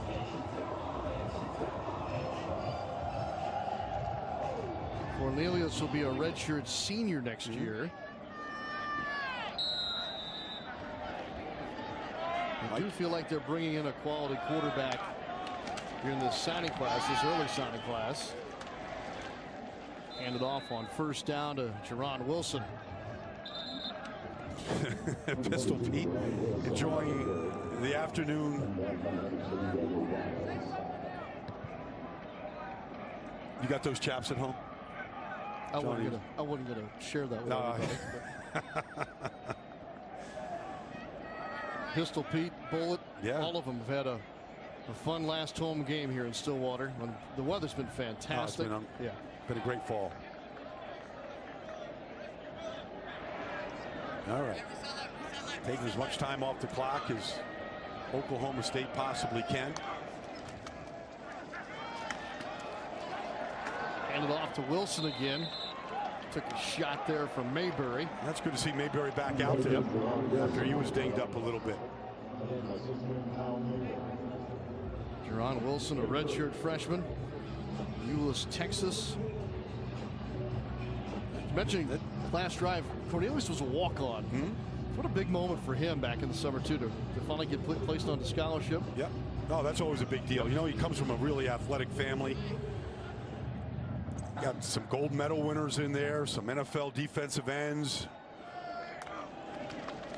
a couple other cousins that were involved in the NFL. He'll keep. Chooses not to slide, slips one tackler, and then Deneen finally brings him down inside the 30-yard line. Well, he looks the part, doesn't he? Yeah, well, able to pull it down. I guess one thing about Oklahoma State quarterbacks, they're big. 6'6". Rudolph over 6'4". Wadtee is over 6'4". It starts with prototypical size. Got 19 yards on that carry. And we're about to roll underneath 2 minutes remaining in the game. All Cowboys today. Handed off to Wilson. Bumps outside. There's a flag on the play as he's tackled inside the 25-yard line. Holding. Offense, number 50. 10-yard penalty from the spot of the foul. It's first down. Here we go. Next week, right here on the Fox family of networks, the Big Fox broadcast at 12:30 Eastern. The Big 12 championship game is a heavyweight matchup between Kenny Hill and the TCU Horned Frogs, and of course Baker Mayfield, perhaps the leader in the clubhouse for the Heisman Trophy on the side of OU. Well, if I had a vote, I would give him my vote. And he's gotten votes, a lot of votes, the last 2 years for the Heisman. Was there in New York a year ago, and I don't know, it's in big games. Of course, Bedlam, he was phenomenal, just absolutely phenomenal. What a battle these two guys were. And think about Kansas defense. They had to see Baker Mayfield last week, and they had to see Mason Rudolph this week. We talked at the top of the broadcast about the Kansas side of last week's coin toss situation. Does in any way what Baker Mayfield did in response to that hurt his Heisman chances? I don't think so. I think that people may look at that evaluation when they get ready for the NFL draft, but Bryce Love has been a phenomenal player at Stanford. Saquon, you know, to start this year, I thought he was the runaway favorite. Then he ran into Ohio State, got slowed down a little bit towards the end, especially coming off the Rose Bowl that Saquon had. But I think Baker Mayfield, start to finish this year, has been the most exciting player and the most accomplished player. Wilson again doing the grind work here as we're under a minute left. Listen, when I watch Baker Mayfield play, I think he's the most competitive player that there is. He can, it's almost like there's nothing he can't do. He can rescue a play, extend a play. He's fearless. He can play the game at a speed that most quarterbacks can't. And any comparisons to Johnny Manziel are fair, except that he's bigger, he's stronger, and I think he's got a better arm. But he plays the game just fearless. This throw here that we just showed all the way to the sideline was unbelievable. Wilson again, short of the first down, as we have wrapped up play here in Stillwater. So still plenty to talk about with regard to that college football season as we move to championship week next week. Heisman still to come. And Oklahoma State will be involved in the postseason after picking up their 9th win of the season today. 58-17 the final. Thanks for watching FS1 College Football here in Stillwater. For Brian Baldinger and our entire crew, this is Sean Kelly saying so long from Oklahoma.